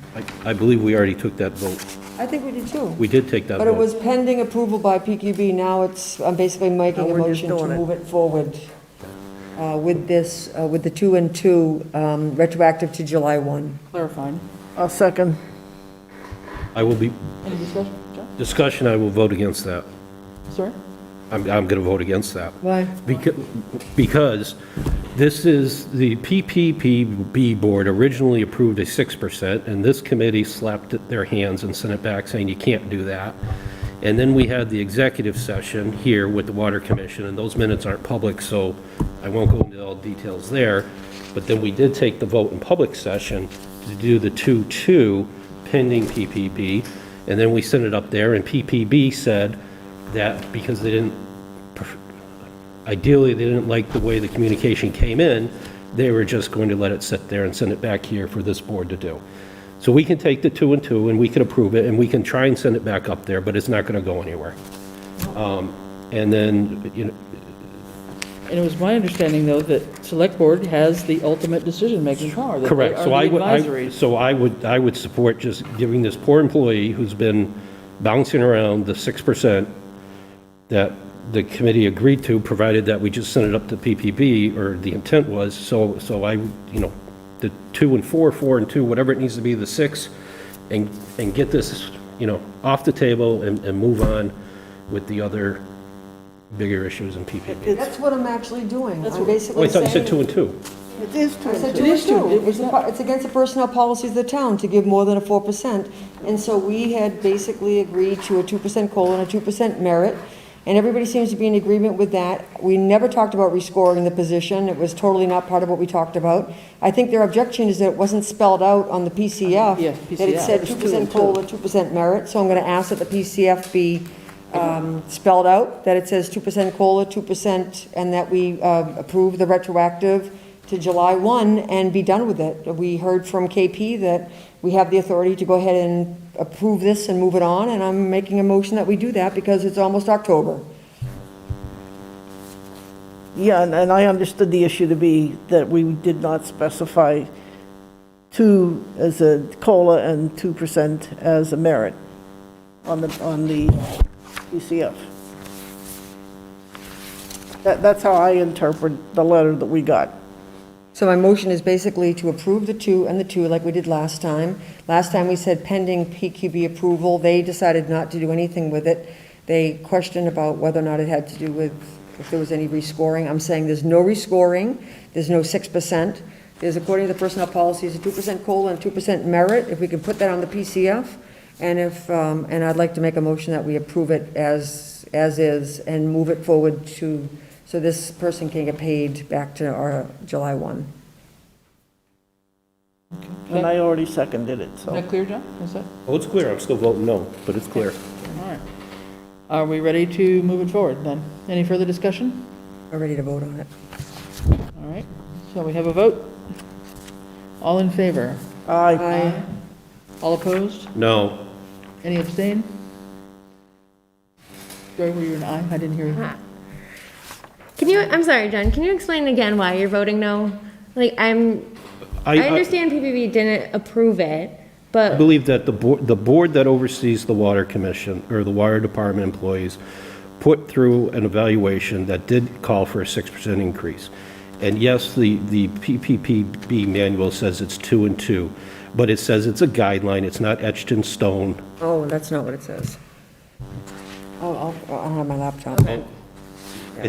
All rules or all votes all come back to the discretion of this board. And in my particular stance, I look to that elected board. If that's what they voted through and that's what's in their budget that supports, then I'm going to support that independent board, regardless of the infighting between the select board and the PQB. But that's just my stance. But the same thing that applies, that the select board has jurisdiction over the salaries for the PQB and the water commission. I mean, the same, it applies to both. And so we exercise that discretion, and instead of 6%, we did 4%. I mean. Correct, and this is a democracy, and I can vote Okay. against it. I don't support that Okay. position. Okay. So, All right. So Joy, I didn't hear your vote. so if it's in their budget and that's what, I'm gonna vote no. Okay. So we have a 3-2 vote. Motion passes. All right. right.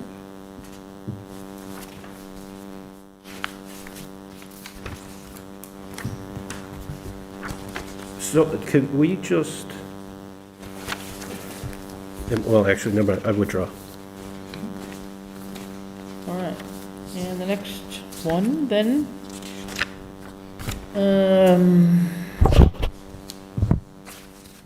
Our PCF, emergency PCF, and emergency PCF for the Assistant Town Accountant, Ellen Krusek, part-time benefited 20 hours per week. And then we had a regular PCF, also part-time benefited 20 hours per week for the Assistant Town Accountant. I'll make a motion that we approve Ellen Krusek's PCF for both emergency and interim or permanent assistant town accountant, part-time benefited 20 hours per week. I'll second that. All right, discussion, please. And Do we have any updates from legal counsel that might guide us through this vote? Yes, we Yes, we do. have, that was It was sent in to the us. packet. Yeah. It's in the That could packet. possibly either be read into the record or made Yes. part of the record? Yeah, we'll do that. I'll be happy to. Yep. Ed, if you can find it quicker. So, would it be okay if I just say a few words about this as sort of the historically? Originally, we received a PCF, and it had a single-digit amount on the PCF, and the select board voted in favor of using a range. I know because that's the only motion I made as the chair of this committee, was I think the department heads should be the ones that decide on the pay of their employees or applicants. And so we had asked that there be a range and not a solid figure, basically deciding how much the person should be paid. So then it was posted, and so I just wanted to make a mention about that. And posted like in early 2021, so Right, so there was a posting that was made initially of a single-digit amount. Right. And then subsequent to that, there was an Indeed posting that included a range for this position. Okay. Yeah. Ed, further comment from the lawyers? Sure. I'll read the letter from the PPB first and then the town council's opinion.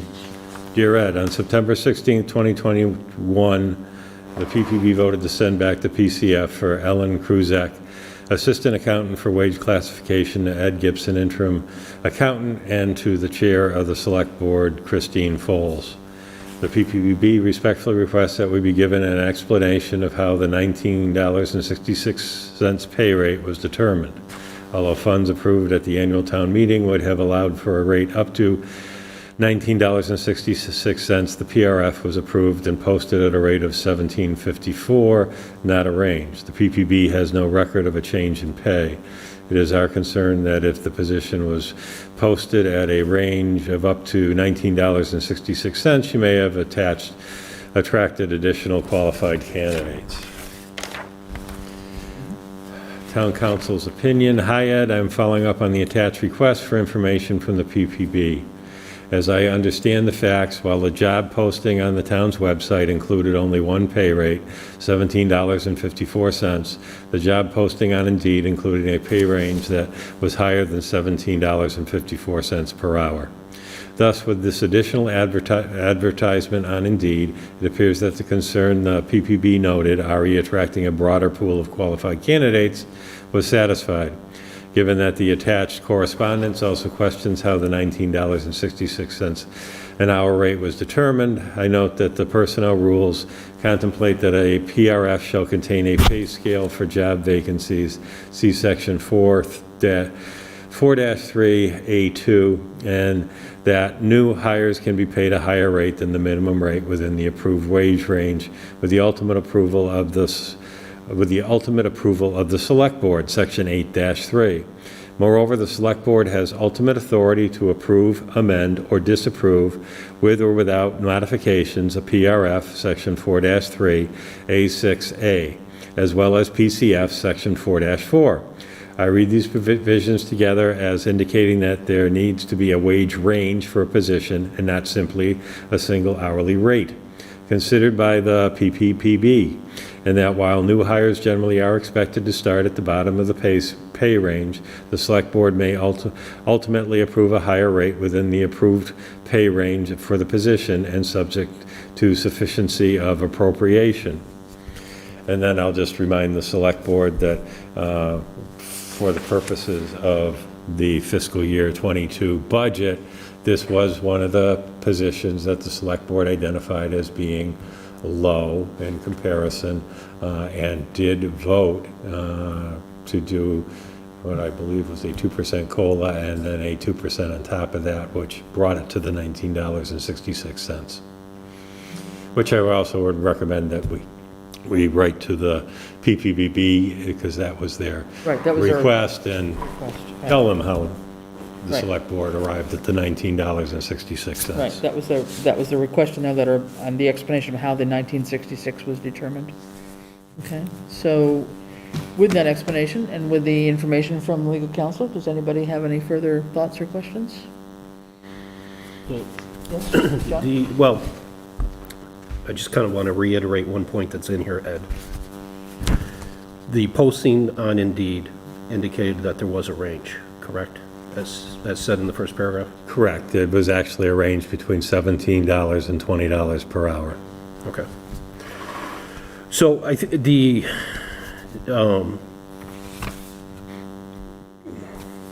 so when this vote was taken to send this back, this went 3-0-1.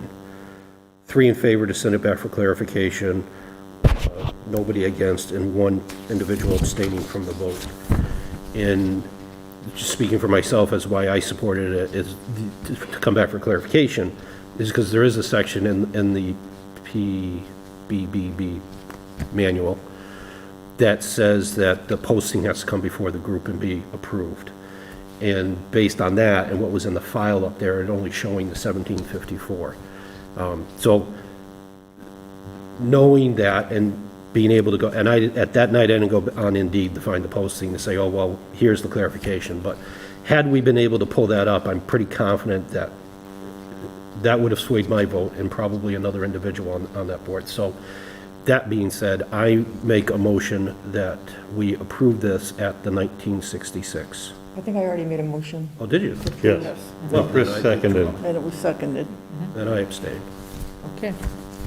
So we have a motion on the floor. Any further? Could you remind me of the motion? Because I lost it. I made a motion that we approve the emergency and permanent assistant town accountant part-time benefit 20-hour per week position to Ellen Krusek. Thank you. And I believe I seconded it? Yeah. Yep. I did. Or did you, Francine? Sorry, I think I did. Francine seconded it, I think. Sorry, Francine second. All I right. had you as second and I think it's Chris. Francine. Okay, so all that, if there's no further discussion, can we take a vote, please? All in favor? Aye. Aye. All right. No objections, all in favor unanimously then, unanimously. All right. And when would you like to have me see if she can start? How about Monday? Yes. That's what I was thinking.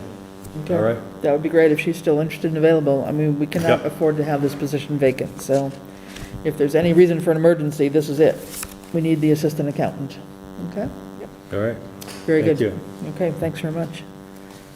All right, I think that takes care of things on the PCF side and all that. We have one thing, just briefly here, an invitation from the Easthampton Congregational Church Food Cupboard. And that, I guess, Ed, all I see, this is, it's just that the Easthampton Congregational Church, I believe, is setting up their own food cupboard now, similar to what we do here in Southampton. And they're having an open house for people to come and take a look at what they're doing in case there are people that would like to participate in their food cupboard. It's from 10 to 12 on Saturday, October 2nd.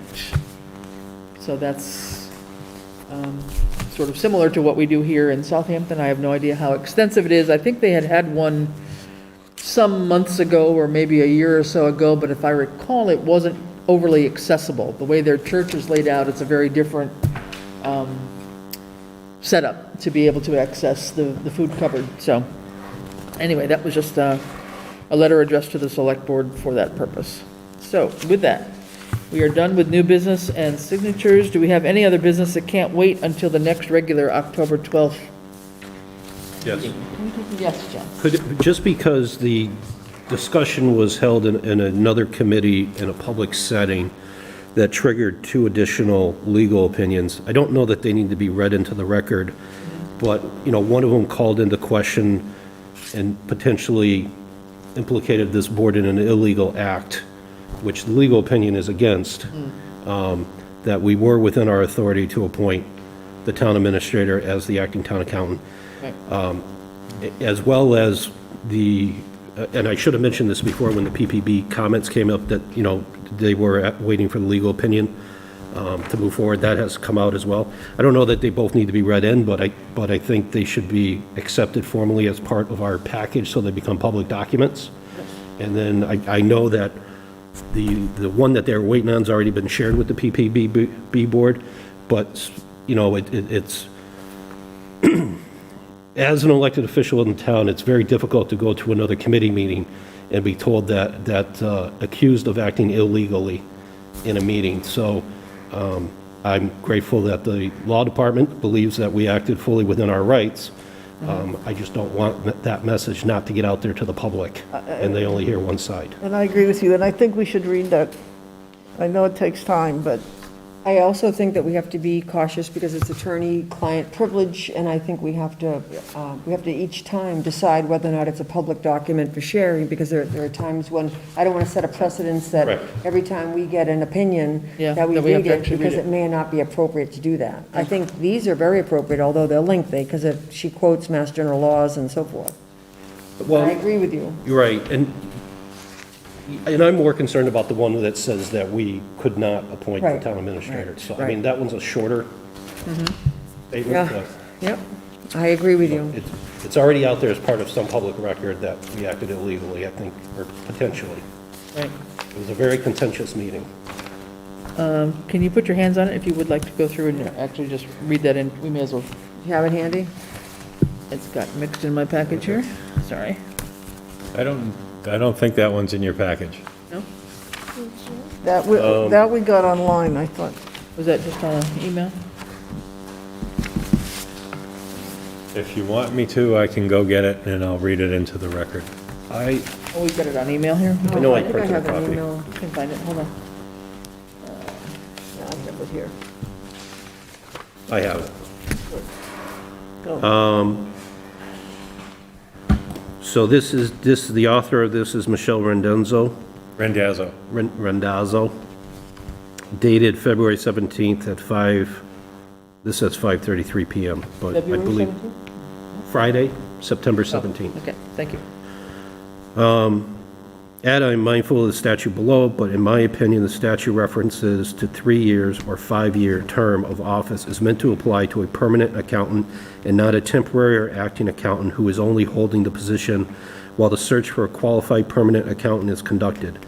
Indeed, as a particular matter, there needs to be a town accountant, and if there is a vacancy, someone has to perform these essential functions while the search for a permanent accountant is conducted.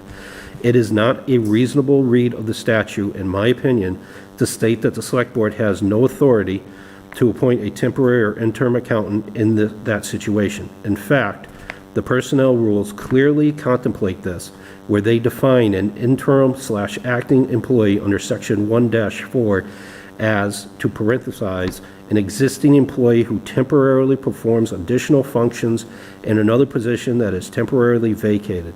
I also note that provisions of Mass General Law, Chapter 41, subsection 108N, that allows the Select Board to contract with a town accountant for a period of time at its discretion, regardless of the provisions of Mass General Law, Chapter 41, subsection 55.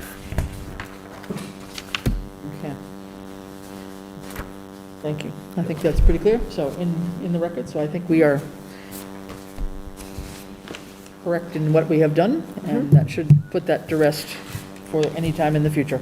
And then this was a question, too. I had a, Yeah, go ahead.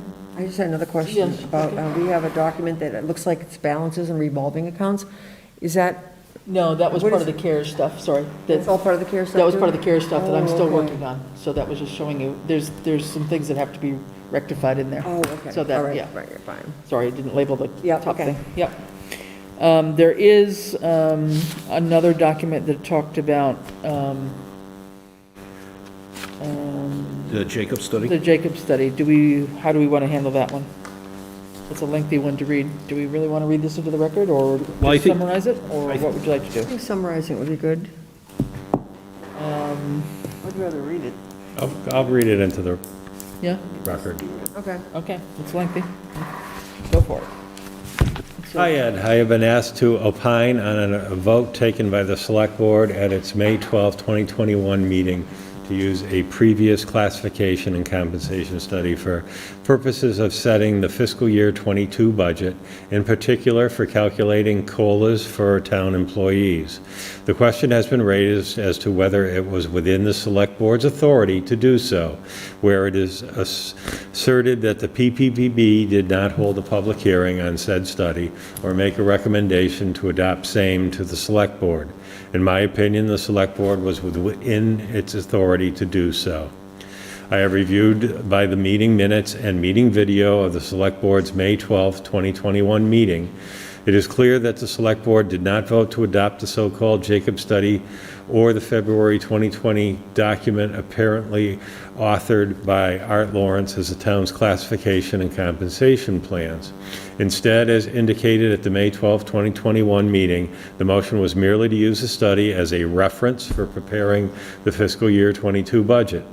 It is inherent in the Select Board's authority under Article XLII, Section 2 of the General Laws to promulgate and present the annual budget to town meeting, to ask the voters to fund cost of living increases for non-union personnel within the confines of what funds are expected to be available for that purpose.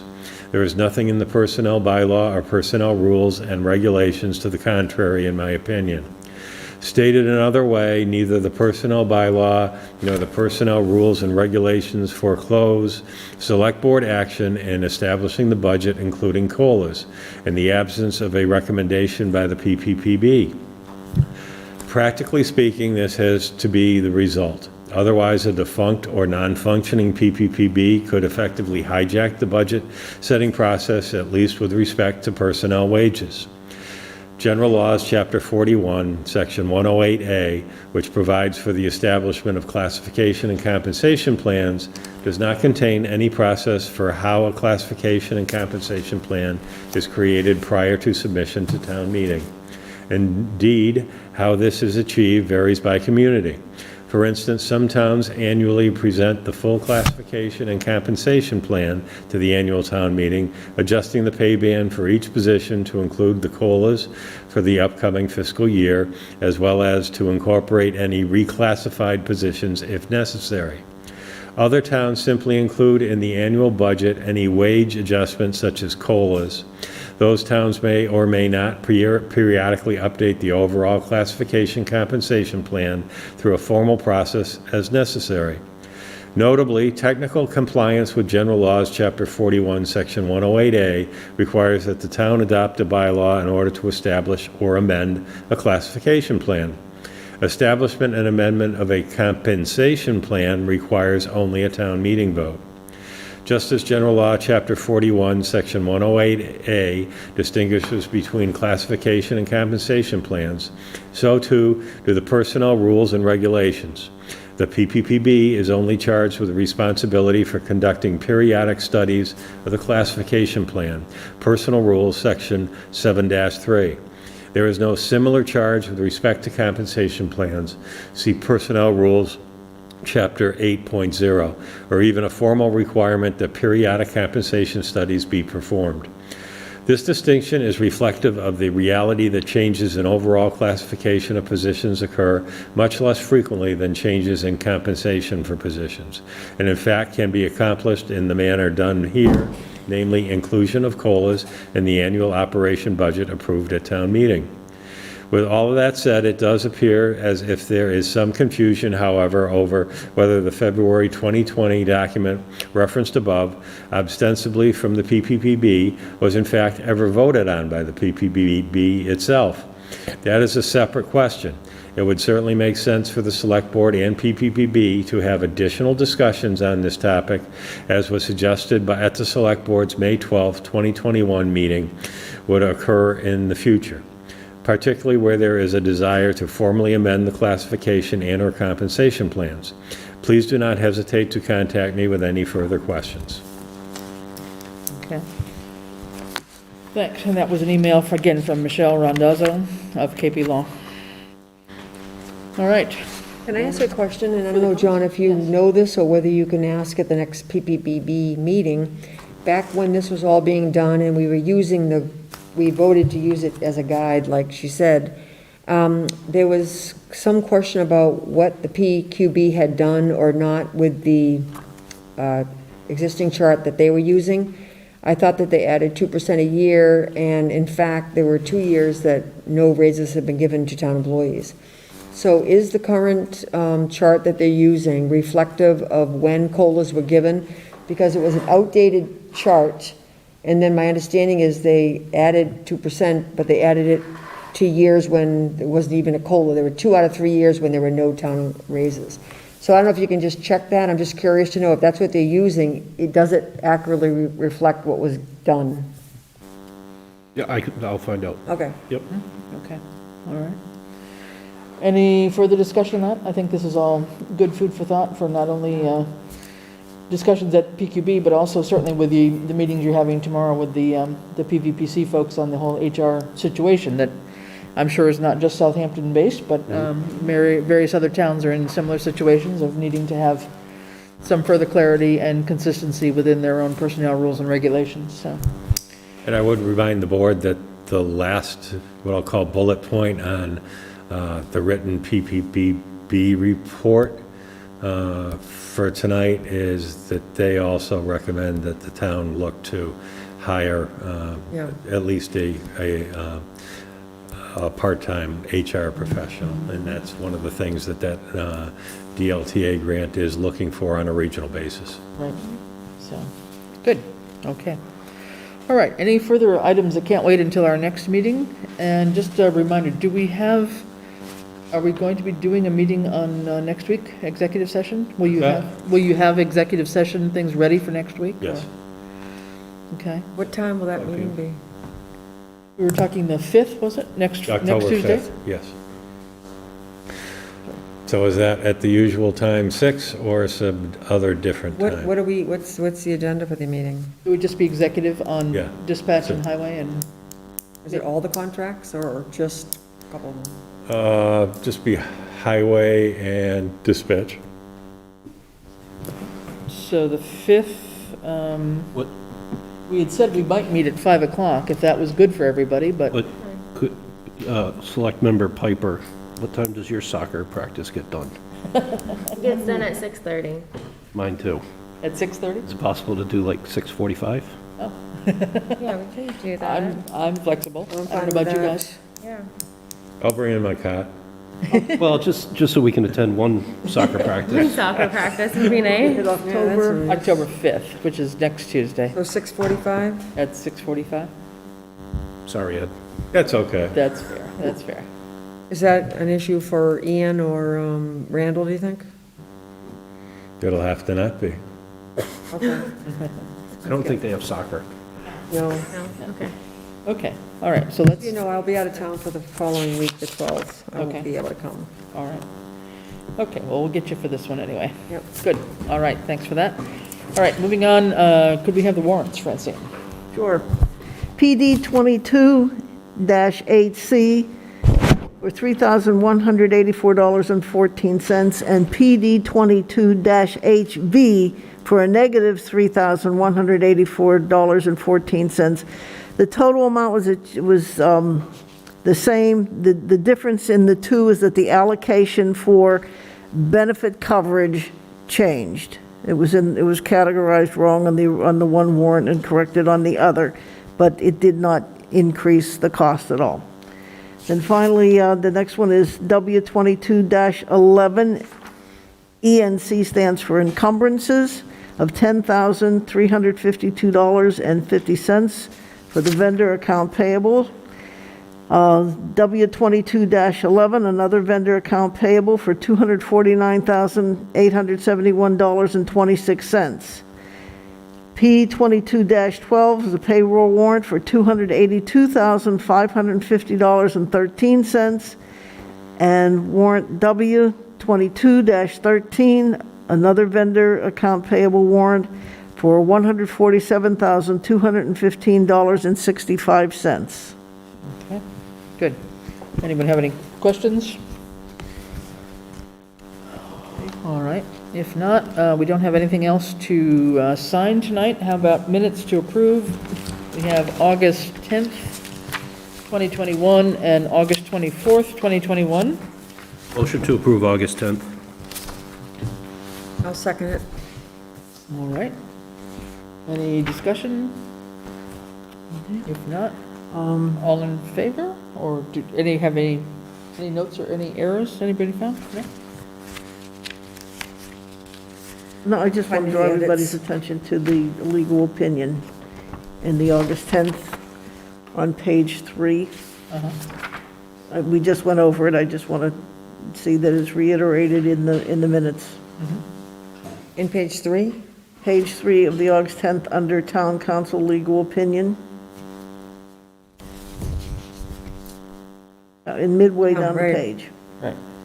Regarding to the Water Commission. Yes. Yeah. Okay. All right. Okay, all right, so all in favor? Aye. Aye. And, sorry, that was a motion for both of them. Was there anything It on, was actually one just for the 10th, I think. was it just for the 10th? Yeah. Yes, it was just I'm for the sorry, 10th. okay. Motion, So, motion to approve the 24th. okay, all approved on the 10th, and then on the 24th, I'll second it. all right.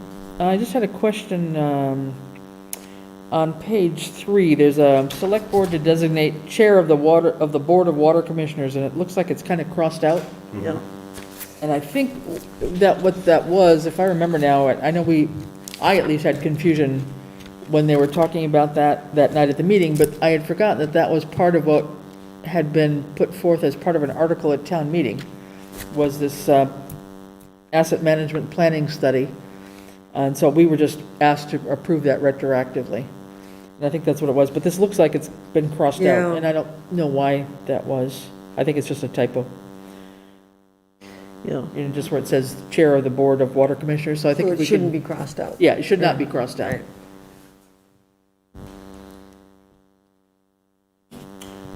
Well, but if you read the next section, it says it's not the chair of the water commission, it's actually the water superintendent.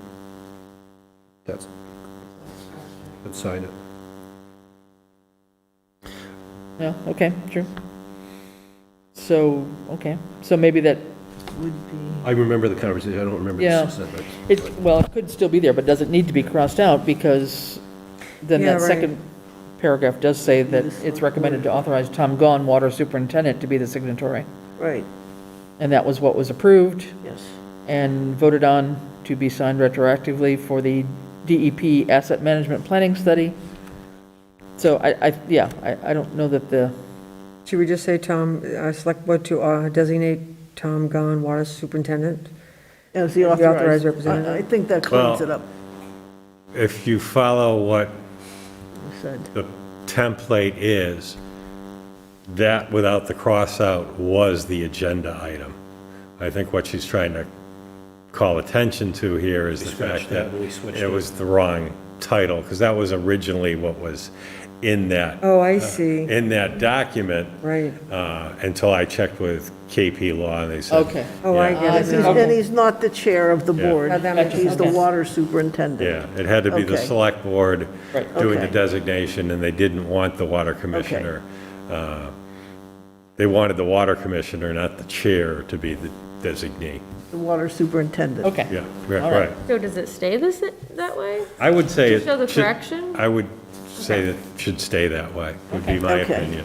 Okay, just looked on. All right, so we have a motion on the floor to approve the minutes as written for August 24th. All in favor? Aye. Aye. All right, unanimous. Thank you. Great. Any other pending items? We have naming rights, Old Town Hall, Charter Building on Fulmer Road, and the Clearwater Woodland boundary. No. Nothing new. All right. We will get to them at some point, but not yet.